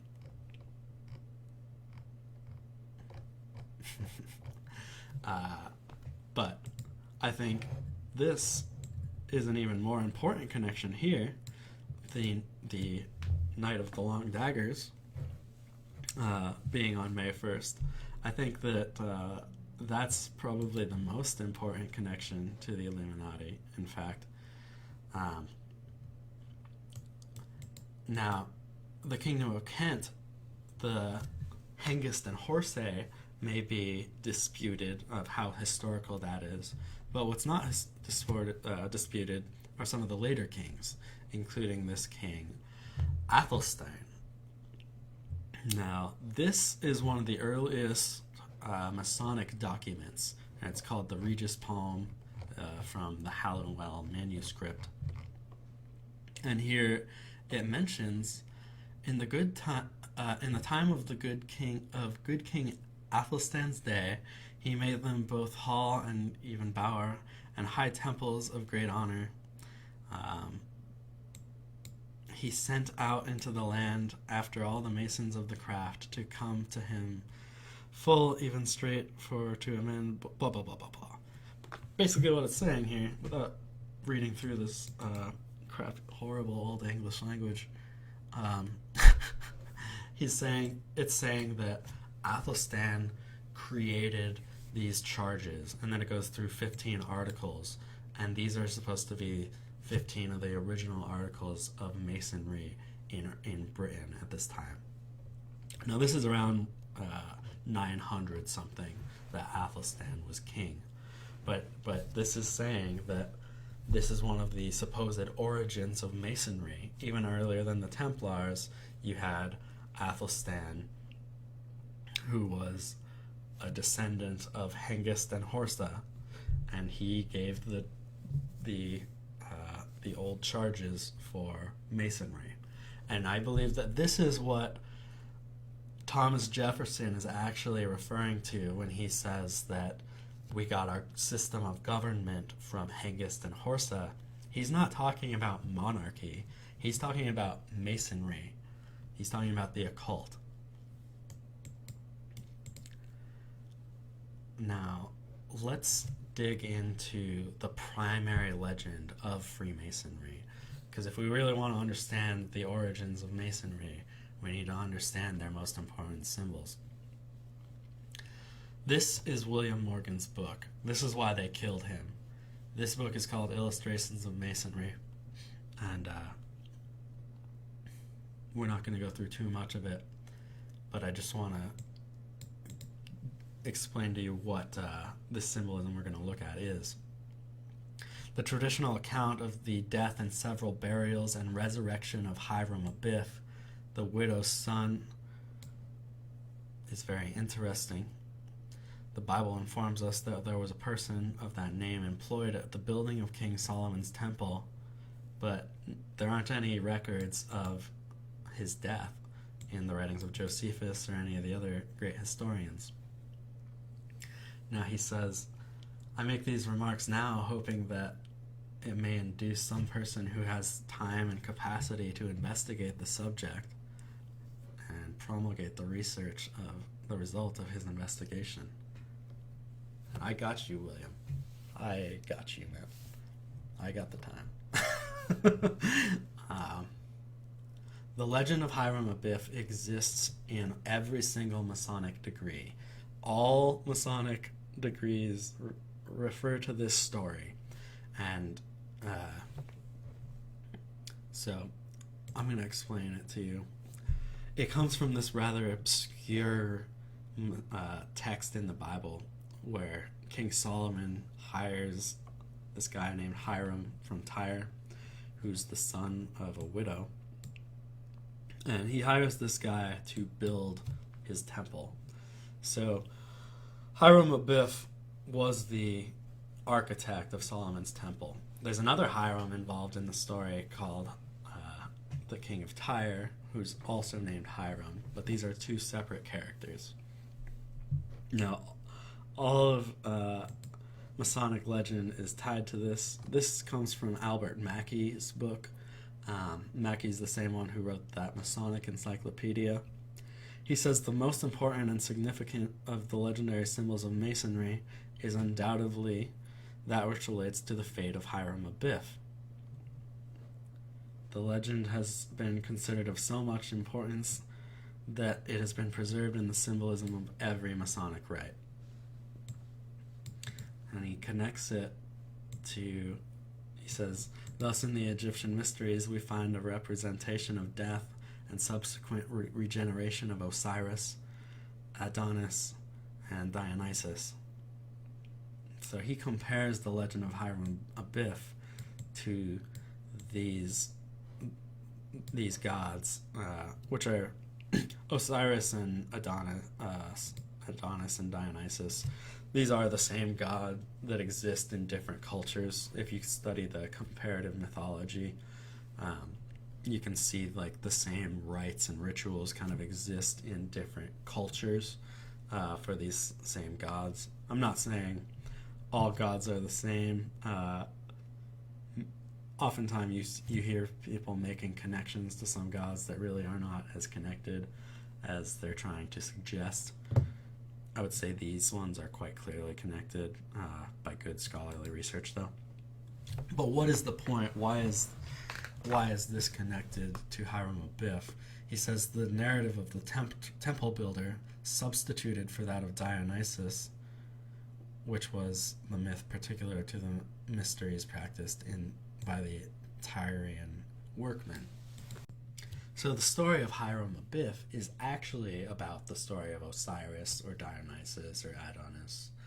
It's in code language, though, so that you don't have a harder time figuring out what they're really talking about. So first, let me explain the legend of Osiris. Basically, Osiris ends up getting captured by his enemy Set. Set chops him up into 14 pieces, and he splits them all up, and his wife Isis has to go and try to gather the pieces of Osiris. She's able to gather all the pieces except one, and the missing piece is Osiris's penis, and so that's what Albert Mackey was referring to earlier in this video, where he's talking about the phallus of the ancient mysteries. The lost word of the ancient mysteries is penis. That is the lost word. It is Osiris's missing cock. And so Isis is able to gather up the different pieces together, but can't find the penis. So she creates a golden replica of Osiris's penis. Then she resurrects Osiris and has sex with him, and that is how Horus is conceived. So that is the actual legend of Hiram Abiff. Masons are often called widows' sons, referring to this biblical text where it says that Hiram was a son of the widow. But this is actually a reference to the weeping widow, the weeping goddess Isis, who was sad that Osiris had died. And so then we go to the legend of Hiram Abiff himself. The legend of Hiram Abiff says that he was one of the temple builders along with King Solomon and King Hiram of Tyre. So you've got these two different Hirams, and these three are supposed to be the Grand Masters of Freemasonry. And each of them all had a secret code word, and the code words were used to determine the ranks of the stonemasons who were working on the temple. So to show how skilled you were as a stoneworker, you would learn these secret codes, words and code symbols to demonstrate how proficient you were. Some of the younger men who don't want to really work their way through the ranks decide to kidnap Hiram Abiff, and they tell us your secret code word. He says no. He refuses to give them any information, and they end up murdering him.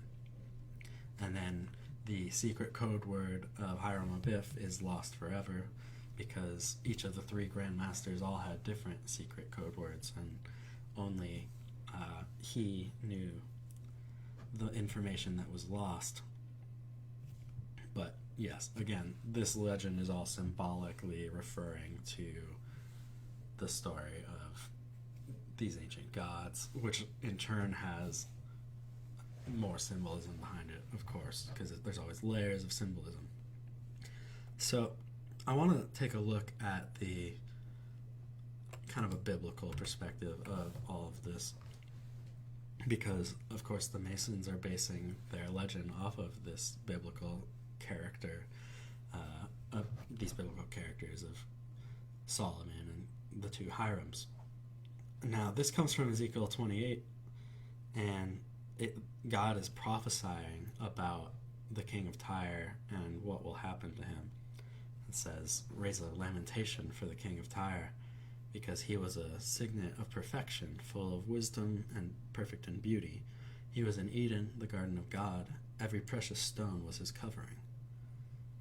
You are an anointed guardian cherub. I placed you. You are on the holy mountain of God. In abundance of your trade, you were filled with violence in your midst, and you sinned. So I cast you out as a profane thing from the mountain of God. This passage is very interesting because God seems to be equating the king of Tyre to Satan himself in this story. Now, if we go over here, this is in 1 Kings, and it talks about how successful and how much money that King Solomon and the king of Tyre were making when they were working together, basically exploiting the nations around them. It says, moreover, the fleet of Hiram, which brought gold from Ophir, brought from Ophir a very great amount of almug wood and precious stones. And it says, now the weight of gold that came to Solomon in 1 year was 666 talents of gold. This is the only time in the Bible, other than the prophecy itself in Revelation, where the number 666 is referenced. And we'll get to that right now. This is Revelation 13, and it says, I saw a beast rising out of the sea with 10 horns and 7 heads, with 10 diadems on its horns, and blasphemous names on its heads. And the beast that I saw was like a leopard. One of its heads seemed to have a mortal wound, but its mortal wound was healed, and the whole earth marveled as they followed the beast. Then I saw another beast rising out of the earth. It had 2 horns like a lamb, but it spoke like a dragon. It exercises all the authority of the first beast in its presence, and makes the earth and all its inhabitants worship the first beast, whose mortal wound had been healed.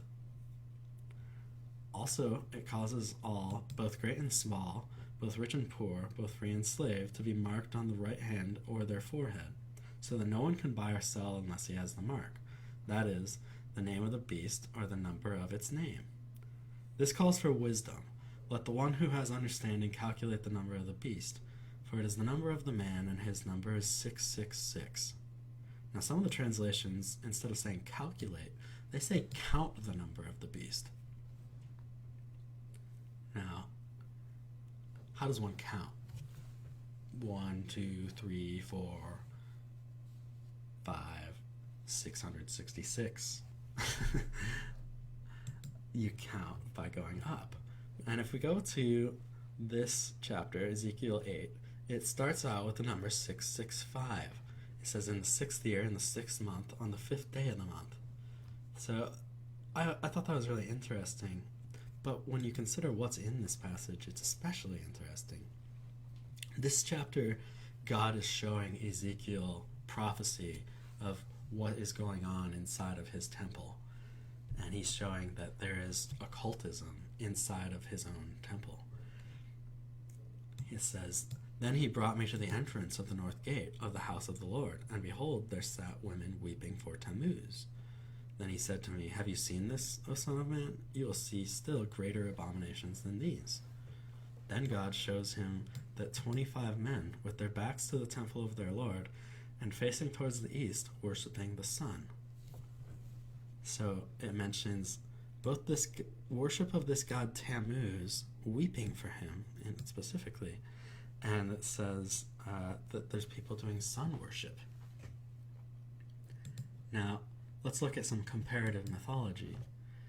If you go here and look at the thyrsus, this was a symbol of Osiris and of Bacchus and of a number of different gods that seem to be, these same gods mentioned here that are all linked to one another through their legends. The leopard is one of the things that links these gods. Osiris's thyrsus has a leopard skin. The leopard skin was also worn by the priests of Bacchus. So you see these connections, and the leopard is mentioned in Revelation 13 here. says the beast was like a leopard, its feet like a bear, and the mouth of a lion. But the first comparison is to the leopard. Now, another god that can be connected to Osiris and Bacchus and Dionysus and Adonis is Tammuz. Joseph Campbell, one of the greatest scholars in comparative mythology, he says the dead and resurrected god Tammuz is the prototype of the classical Adonis. So this god here that they're worshiping, the weeping for Tammuz, is the same god that the Freemasons use as their key Masonic legend. It is Osiris, Adonis, Dionysus. These are referring to the same god, Tammuz. So I find this particularly interesting just because this story of Tammuz or of Osiris includes his death and resurrection, just like Revelation here says. He faces a mortal wound, but the wound is healed. And it mentions that not once, but twice. And if you count the number, 665, Tammuz. I don't know, I think it's pretty interesting to consider.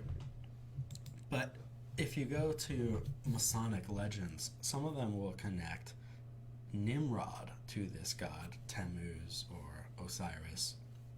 They say that this is actually a reference to Nimrod, who built the Tower of Babel. This is from the Cook manuscript, another one of the earliest Masonic documents.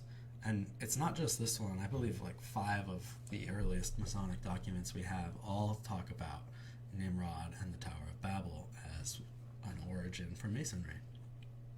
It says, every chronicle and history and many other clerks and the Bible in principle witness the making of the Tower of Babel. Ham, Noah's son, begot Nimrod, and he eventually started building the kingdom of Babylon, and this same Nimrod begot the Tower of Babel. It says, he taught to his workmen the craft of measures, and he had with him many masons, more than 40,000, and he loved and cherished them well. And it talks about how he sent out his masons to do more work. So this is one of the documents that from early Masonry, which shows that Nimrod was supposed to be one of the founders of Freemasonry. Now let's jump over here to, this is a book by Hubert Howe Bancroft, and he was researching Native American legends. And I always found this story to be fascinating because it comes from the Papago people, and it talks about Montezuma, and this is not the Aztec Montezuma. This is a different Montezuma, but it says that the Great Spirit made the earth and all living things, and he eventually he decides to flood the earth because it says, men and beasts talked together, a common language made all brethren. But an awful destruction ended this happy age. A great flood destroyed all flesh wherein was the breath of life. Montezuma and his friend Coyote alone escaping. I'm actually not sure if it's the Great Spirit himself that causes the flood in this version of the legend. But it does say that a great flood came, and Montezuma and Coyote have foreknowledge of it. So Coyote prophesies it's coming, and Montezuma begins hollowing out a boat, and they create these boats, and they're able to stay on them until the floodwaters pass away. Now, what's interesting about this story is it doesn't just include the flood legend. It says that in the meantime, the Great Spirit, aided by Montezuma, had begun repopulating the world, and animals and men began to multiply. It says Montezuma allotted the care and government of the new race, but with puffed up pride and self-importance, man neglected their most important duties. they became incredibly wicked, and their wickedness seemed unnoticed amongst the people. So the Great Spirit is angry with the people for scorning his laws and advice, and they openly rebel against the Great Spirit. And so he chooses to punish them. Montezuma still is in rebellion, even amidst this conflict. And so Montezuma decides to build a house that should reach up to heaven itself. And it attained a great height, and it was lined with gold and silver and precious stones. But the Great Spirit launched thunder and destroyed the tower. Now, I just think that's really interesting. Just kind of addressing the point of what it says here, that all histories include this Tower of Babel.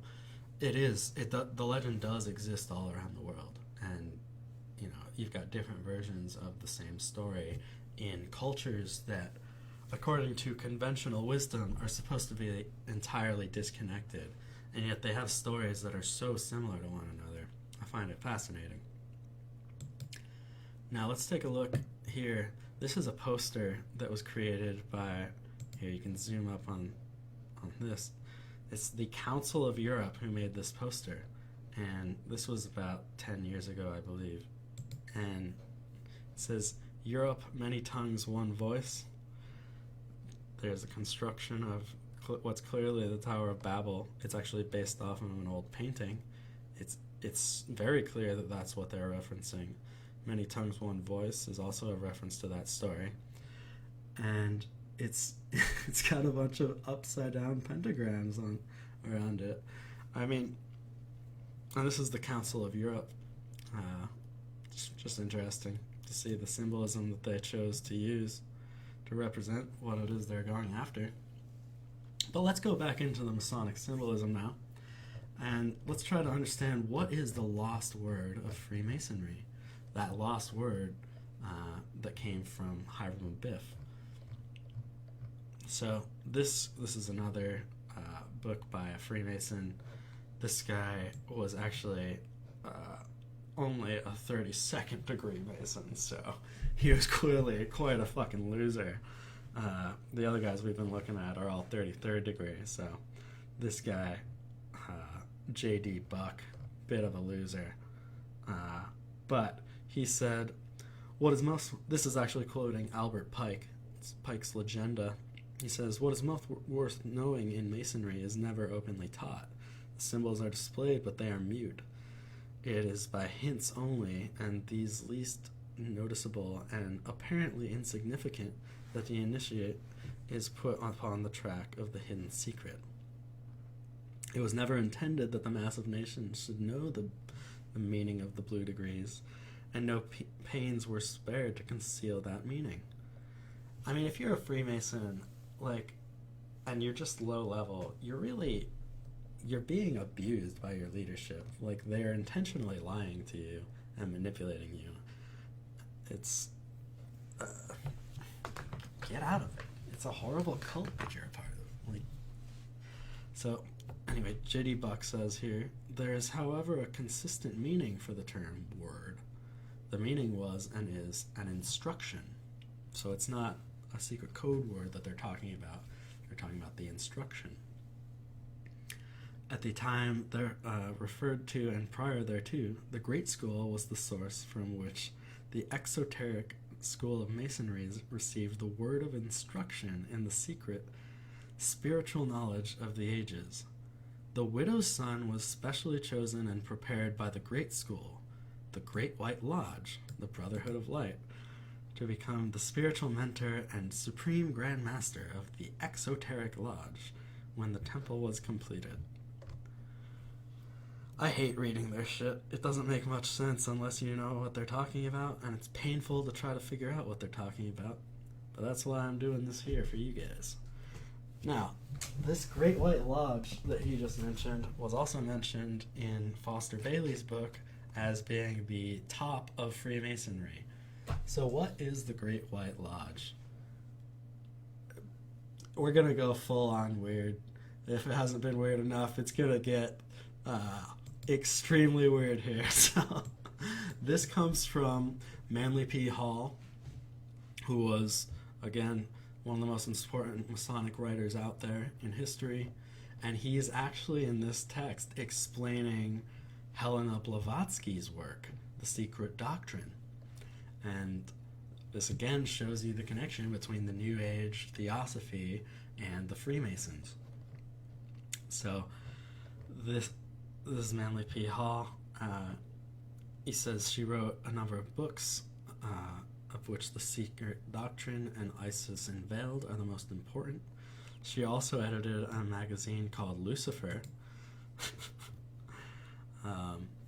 In The Secret Doctrine, she acts as the mouthpiece of a very seclusive group of Eastern adepts, dwelling in the unexplored vastness of Greater and Lesser Tibet.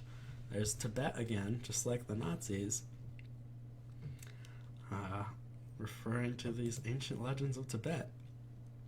So, who helped write and direct The Secret Doctrine? Because what they're saying here is that Helena Blavatsky was just the mouthpiece for this greater order. It wasn't actually her material alone. He says that Blavatsky called them Mahatmas. This is a Sanskrit word meaning great minds. And so he says the masters, having come to access to the depositories of the world truth and the Akashic records, commonly called the memory of nature, were able to give accurate description concerning things which have not yet appeared in the physical world. So he's literally saying that these people are able to channel and contact these vast bodies of wisdom that exist out in the ether, and they're able to predict the future and understand things that the rest of us can't, because they have this magical power. Is there any organization amongst these people? He says yes. The Great White Brotherhood, that's what it is composed of initiates from all parts of Earth, and these form the invisible government of the Earth, he says. He says they meet every 7 years, and each of the schools of occult philosophy are represented. He also says during these meetings, beings superior to the master themselves are present. He says the temple of the Great White Lodge stands on a permanent rock in Tibet. We're going to get to these beings which are supposed to be superior to the master. Remember, this is not what I'm saying. This is this is what they're saying. So he points out that the mystery schools are situated in various parts of the earth: Mexico, South America, North America. They're all over. And the highest are probably the Trans-Himalayan schools. Probably the highest of the Eastern schools, he says. What is the purpose of these mystery schools? They are centers established to make possible the study of eternal truth. Their existence remains unknown to the masses, and in this way they protect themselves from the attacks and ridicule of the ignorant. Then he goes on to say what some of these mystery schools are, including the Order of the Illuminati. He says also the Order of the Rose Cross in Germany, and later in the Masonic Order.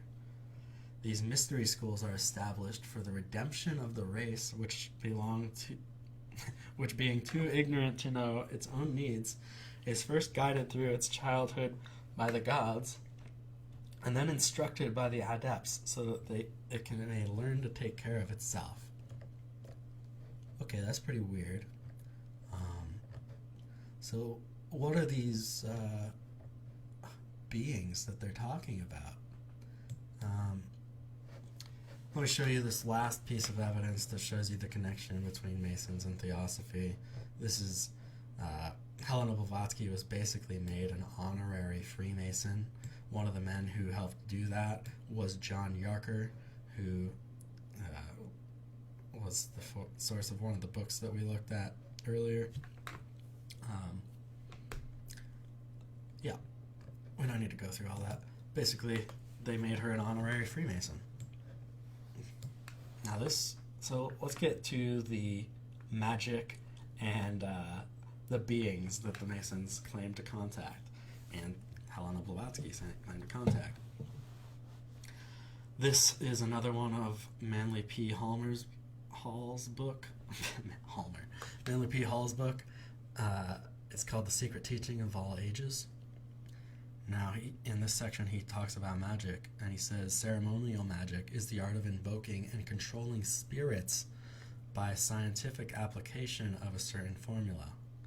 He says, Egypt, a great center of learning and the birthplaces of many arts and scientists, is where the stuff came from. He says, here the black magicians of Atlantis continue to exercise their superhuman powers until they had completely undermined and corrupted the primitive mysteries.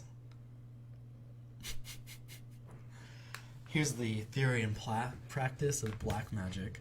He says, true black magic is performed with the aid of a demonical spirit who serves the sorcerer for the length of his earthly life, with the understanding that after death the magician will become a servant of the demon. For this reason, a black magician will go to inconceivable ends to prolong their life, for there is nothing for him after the grave. Now, this is how Manly P. Hall says you are supposed to summon a spirit. This is from an extract from the Complete Book of Magic Science, an unpublished manuscript, original existing in the British Museum, with pentacles and colors mentioned by Francis Barrett in Magus. So this, he's taken this from another text. And we're not going to go through the whole ritual, but at the end here, it points out the magician and this demon that he's supposed to summon kind of have to do some dealing back and forth. It says, if the magician refuses, other terms will be discussed. The spirit may say, I will remain in your service as long as on every Friday morning you go forth and into the public street giving alms in the name of Lucifer. The first time that you fail in this, you belong to me. It says, if the magician still refuses, this last pact can be agreed upon. It may read as follows. I hereby promise the great spirit Lucifuge, prince of demons, that each year I will bring to him a human soul to do with as it may please him, and in return Lucifuge promises to bestow on me the treasures of the earth and fulfill my every desire for the length of my natural life. If I fail to bring him each year the specified above, then my own soul will be forfeit to him. And then they have to sign the contract in their own blood. So, this is how Manly P. Hallmer says that you summon a spirit to do your will. You have to make a deal to either give honor to Lucifer publicly, or it may involve a yearly human sacrifice, is what it says here.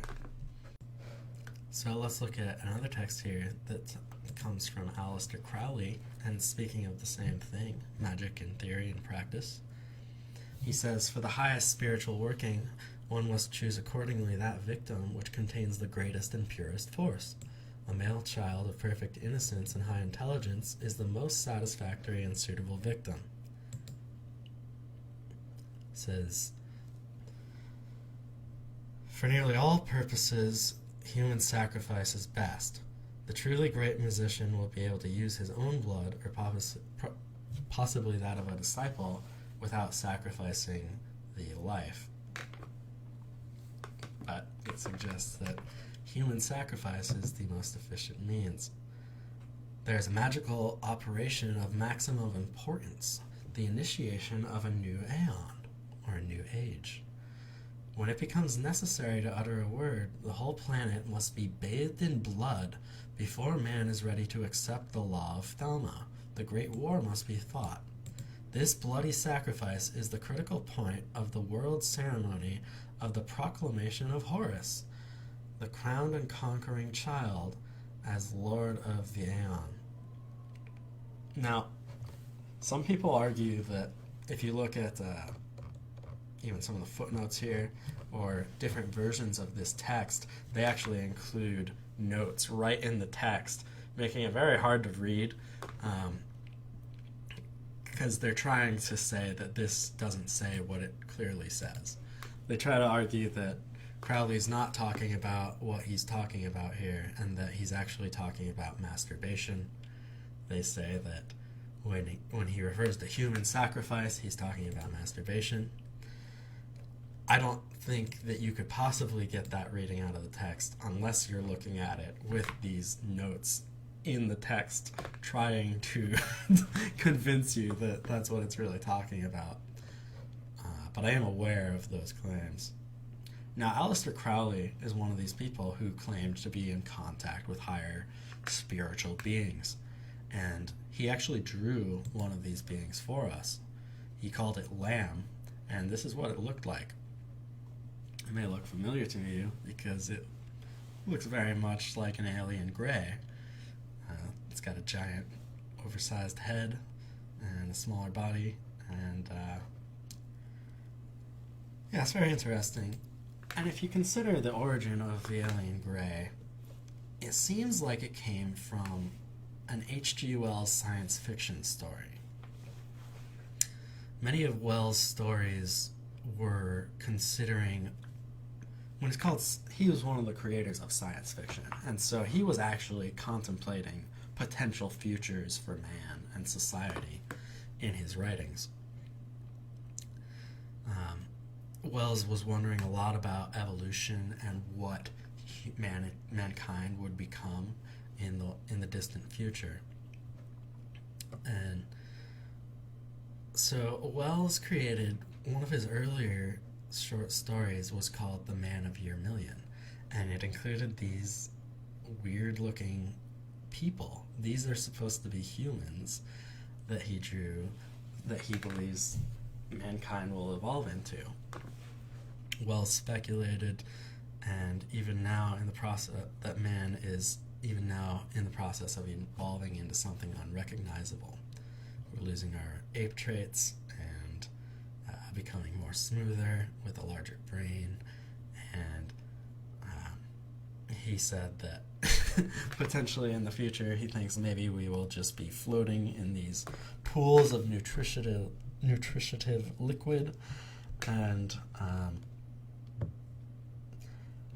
we would kind of look like these weird gray grotesque aliens with our highly evolved minds and no longer really needing our bodies. The Time Machine kind of references these same ideas later on in his writing. In the time traveler's first stop, above ground live the Eloi, fragile and passive creatures who have begun the journey outlined in Man of Year Million. So this was a common theme in his work, studying, kind of contemplating what man would become. And this really lines up with the occult doctrines, which are saying that the higher beings what they are contacting are humans which manage to evolve into the next state of being. So if you compare that to what Crowley's saying, where he's channeling from this higher being Lamb, it seems directly tied to the same idea of what humanity will evolve into. Now, H.G. Wells is not just a science fiction writer. He actually wrote a lot of, just as many non-fiction works as he did fiction works. One of the books he made was The Open Conspiracy, Blueprints for a World Revolution. Now, this is just from the introduction, speaking about the book. C.P. Snow wrote of Wells that he could throw out a phrase that crystallized a whole argument. There's no question that Wells was very intelligent and good at marketing. And among these phrases were the war that will end all war, which he created while he worked with the Ministry of Propaganda. That's right, he was a professional propagandist. And he also coined the term the New World Order. He seemed to be the first to use it, or at least popularized it, and that's another one of the books that he wrote in 1940, The New World Order. Bertrand Russell says of this book that we're going to look at, The Open Conspiracy, I do not know of anything which I agree more entirely. Now, what is this book? It's a counter to Marx. Why shouldn't non-proletarians change to unite the world? In this book, H.G. Wells talks about how people should push this conspiracy to manipulate society and reshape it into what they want it to be. It's called The Open Conspiracy. They couldn't be more blunt about their goals for society. We're not going to go through this whole book, but we're going to look at the last few chapters of it. In the preceding chapter, we sketched the first predictable first phase of the Open Conspiracy as the propaganda of a group of interlocking ideas, a propaganda associated with pacifist action. This guy is a professional propagandist, and he speaks openly in this book of how we need to propagandize the public to manipulate them into falling into this system. In the present chapter, we have given a scheme of branching and amplifying development. In this scheme, the scheme of the second phase, we conceive of the Open Conspiracy as consisting of a great multitude and variety of overlapping groups, but now all organized for collective political, social, and educational, as well as propagandist action. They will recognize each other much more clearly than they did at first, and they will have acquired a common name. The character of the Open Conspiracy will now be plainly displayed. It will have become a great world movement, as widespread and evident as socialism or communism. It will have taken the place of these movements very largely. It will be more than they were. It will frankly be a world religion. I'm just gonna let this guy's words damn himself.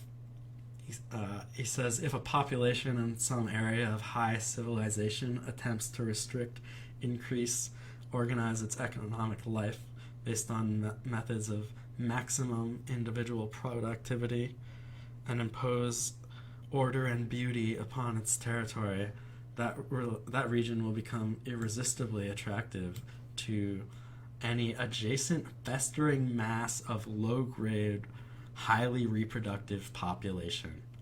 The cheap humanity of the one community will make a constant attack on the other, affording facile servility, prostitutes, toilers, hand labor. He speaks so low of much of society throughout this work. I really despise this man.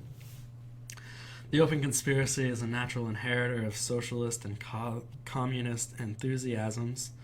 It may be in control of Moscow before it is in control of New York. So what he's arguing is this movement that they're trying to propagandize the public into is what communism will naturally turn into. Does this sound familiar to you? This book, what year was it? 1933. And this, consider what he's saying back in 1933 and where we're at today. Is this not happening? Is this Open Conspiracy not happening? Now, in each generation, the Open Conspiracy, until it can develop its own reproductive methods, must remain a minority movement of intelligent converts. They're saying they need to work in the secret until they've gathered enough power. From its outset, the Open Conspiracy will be setting itself to influence the existing educational machinery. They're trying to manipulate us from within the schools. He says this openly. There lies a great work. This term, great work, is also always used by Freemasons.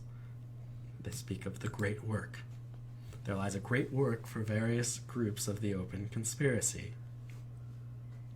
necessarily for a time, but we may hope unconsciously the open conspiracy children will become a social elite.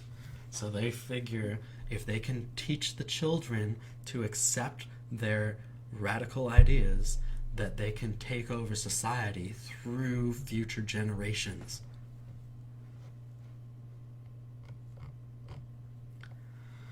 We have now sketched out in these blueprints the methods by which the confused radicalism and constructive forces of the present time can and probably will be drawn together about a core of modernized religious feeling into one great and multifarious creative effort. A way has been shown by which this effort may be developed from a mere propagandist campaign. These people are extremely Machiavellian. They believe in manipulating the public, manipulating the people in their own organizations to accomplish their aims. He says, there is, I suppose, a flavor of treason about the assumption that any established government is provisional. He knows that what he's doing is outright treasonous. They're trying to overthrow our national governments so that they can build a one-world government. And he admits here, yeah, that might be a bit treasonous. It sure is. It is doubtful that if there will be any serious resistance to the dissemination of these views and the early organization of the early conspiracy, of the open conspiracy in any early English-speaking communities. Yeah, people don't care. People don't give a shit. They can write about this openly. Anyone can get this book, but people don't give a shit. So yeah, they can do whatever they want because most people won't even care. And they'll say you're a crazy conspiracy theorist if you talk about how this is what he calls it. He calls it a conspiracy. I'm not even theorizing about it. I'm just reading his own words. The open conspiracy rests upon a disrespect for nationality. It sure does. And there's no reason why it should tolerate noxious or obstructive governments because they hold their own in this or that patch of human territory. They're willing to overthrow any government to accomplish their goals. He also is willing to kill people, to have people die for his goals. We may as well suffer if need be and die for a great end as for none. The establishment of the world community will surely exact a price, and who can tell what that price may be in toil, suffering, and blood. Yep, they're all too happy to sacrifice whoever, whatever they have to do to accomplish their goals. These people are sick. And like he said, they're after a world religion. This is an article from Vigilant Citizen who does great work on studying the occult. There's a city called Astana in Kazakhstan, and it's just this really crazy occult-loaded city. All the symbolism in this city seems to be entirely Masonic. The Pyramid of Peace, this is one of their primary meeting structures. This building was created by Norman Foster, who's the most prominent British architect of his day. The building is dedicated to the renunciation of violence and to bring together the world religions. I would say it's definitely about bringing together the world religions, but not in a good way, not in a let's have friendly dialogue way. They're actually trying to merge them all into one. The pyramid is a temple for the occultist's only true religion, sun worship. A journey inside this building is a truly symbolic one. It represents each human's path to illumination. Now, Manly Palmer Hall said of the pyramid, the initiates accepted the pyramid form as an ideal symbol for both the secret doctrine and the institutions established to disseminate it. So the pyramid represents both all occult teachings and also the various secret societies that push the occult teachings, including Freemasonry, the Illuminati, Rosicrucianism, Theosophy, etc. He points out a few other pyramid structures. Then he shows how some of the sun symbols that exist inside of this building. And Vigilant Citizen says, you may be aware of the objectives of the New World Order. One of them is the replacement of all religions by a form of neo-paganism. This is what we also have argued in Foster Bailey's book, where he talks about how Masonry needs to be externalized gradually to the public, and it's all about showing mankind that he has a hidden divinity inside of himself, and Masonry is trying to show it to us. Now, there was another organization called the World Parliament of Religions. It was formed at the end of the 1800s, and this organization brought together people from all the different religions, and its stated purpose was about creating a friendly dialogue. But if you look at what some of the Theosophists had to say about it, they looked at it as more than that. This was the vice president of the Theosophical Society at the time. He said that it was a distinctly theosophical step, because being an effort to get on one platform representatives of all religions is just what our society has been accomplishing steadily for the past 18 years, and what our objects and constitution have always expressed. Now, a certain Zen Buddhist named Soyen Shaku also spoke of this World Parliament of Religions and said he described it as the forerunner of the future universal religion of science. So this is not about creating a friendly dialogue between religions. It is about pushing this occult philosophy which says that all of us have misunderstood our world religions. The Buddhists, the Hindus, they don't really get what they're talking about. The Christians, the Muslims, the Jews, they don't understand their own teachings. This is what Theosophy argues. Theosophy argues that all of these great teachers of the various religions of the world were all actually teaching Theosophy. They were all actually teaching how we can find the divinity hidden within ourselves and rise into something greater. That's what Theosophy is about, and that's what Masonry is about. Now, for our final source here, we're going to go to Manly Palmer Hall one last time, and his book, Freemasonry of the Ancient Egyptians. And in this book, he really lays out what the symbolism is talking about, as long as you're able to understand some of the symbolism of Masonry already. He says that the body of Osiris, the secret doctrine, is divided into 14 parts, and divided amongst the parts of the world. We must therefore understand that it was scattered through the 7 divine and infernal spheres. He then compares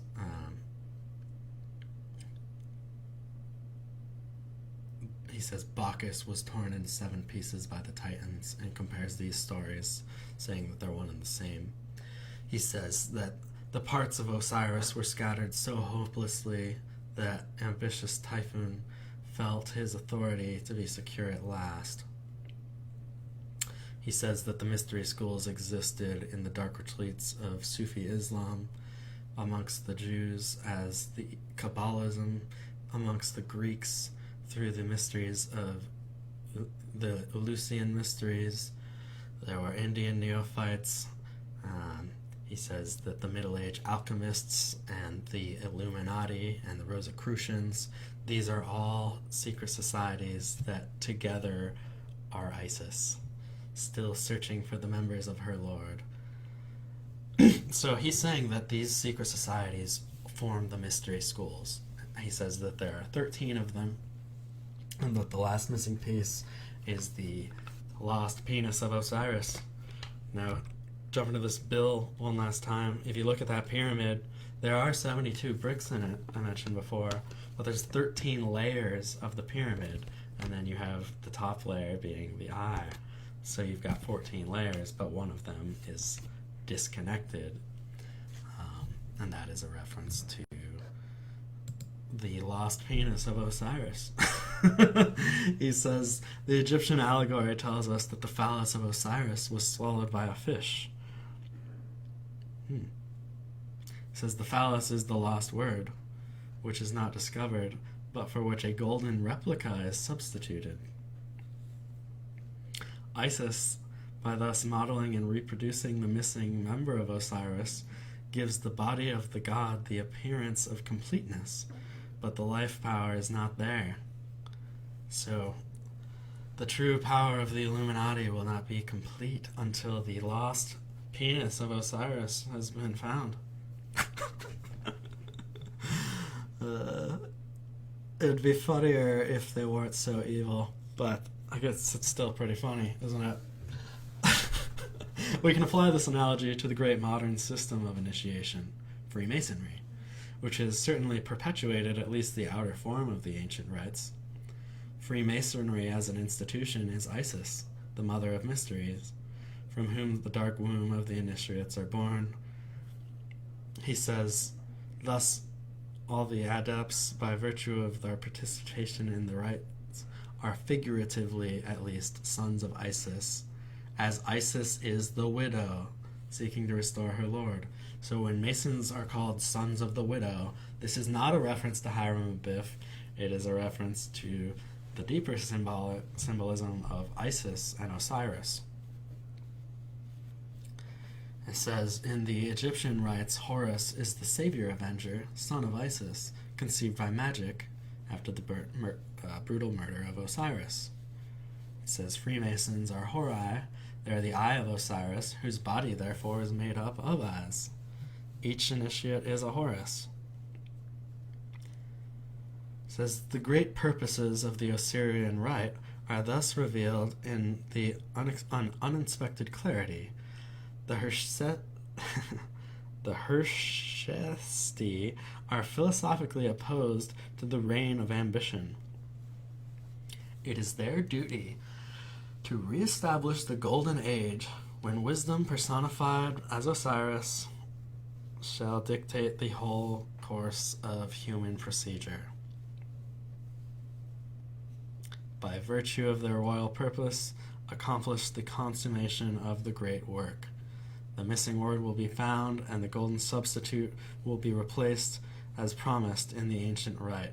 Osiris will rise in splendor from the dead and rule the world through those sages and philosophers whose wisdom has become incarnate. The mystery schools seek to rule the world. They seek to manipulate society through the use of all of these various mystery schools, the Illuminati, Freemasonry. All of them are working together towards creating this one world order, creating a golden age, the new age, the age of Horus. These are all referring to the same thing. The Egyptians actually celebrated the death and revival of Osiris on one particular day of the year, and that was for them their New Year's celebration. They had a celebration called Wepet Renpet, and they would celebrate the death and rebirth of Osiris, which by extension was representative of the rejuvenation and rebirth of the land of Egypt. They would start this celebration with a call-response poem known as the Lamentations of Isis and Nephthys. And right there, the Lamentations of Osiris, that is referring to the weeping widow. Now this day is very interesting in history because it showed up for many important events. This day was chosen for many important events. And the Egyptians are not on the same calendar as we are in most of the Western world, so their New Year's Day is not January 1st, it's a different day. And that day was chosen as the first day for the meeting of the world parliaments of religion. Later it was chosen by the Freemasons as the day that they would kidnap William Morgan so that they could murder him. And this day was also chosen by George H.W. Bush to announce to the world that they would be successful in building their new world order. And it's the day that got me researching all of this. It's September 11th. The Illuminati is real. They hide within Freemasonry, one cult inside of another. These people, they're evil. They killed William Morgan. They've overthrown monarchs and entire nations, and they won't stop there. But the American people have stood up to them before, and we can do it again. This is how we fight them. We revive the anti-masonic party.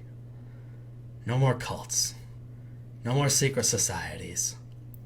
We vote their people out of power, and we tear their metaphorical pyramid down, brick by brick. Welcome to Picking Bones. My name is Eric Jones. I hunt cults. If you appreciate this video, I'd ask you to hit the like button, hit subscribe, and also consider sharing this video. I think it's worth sharing.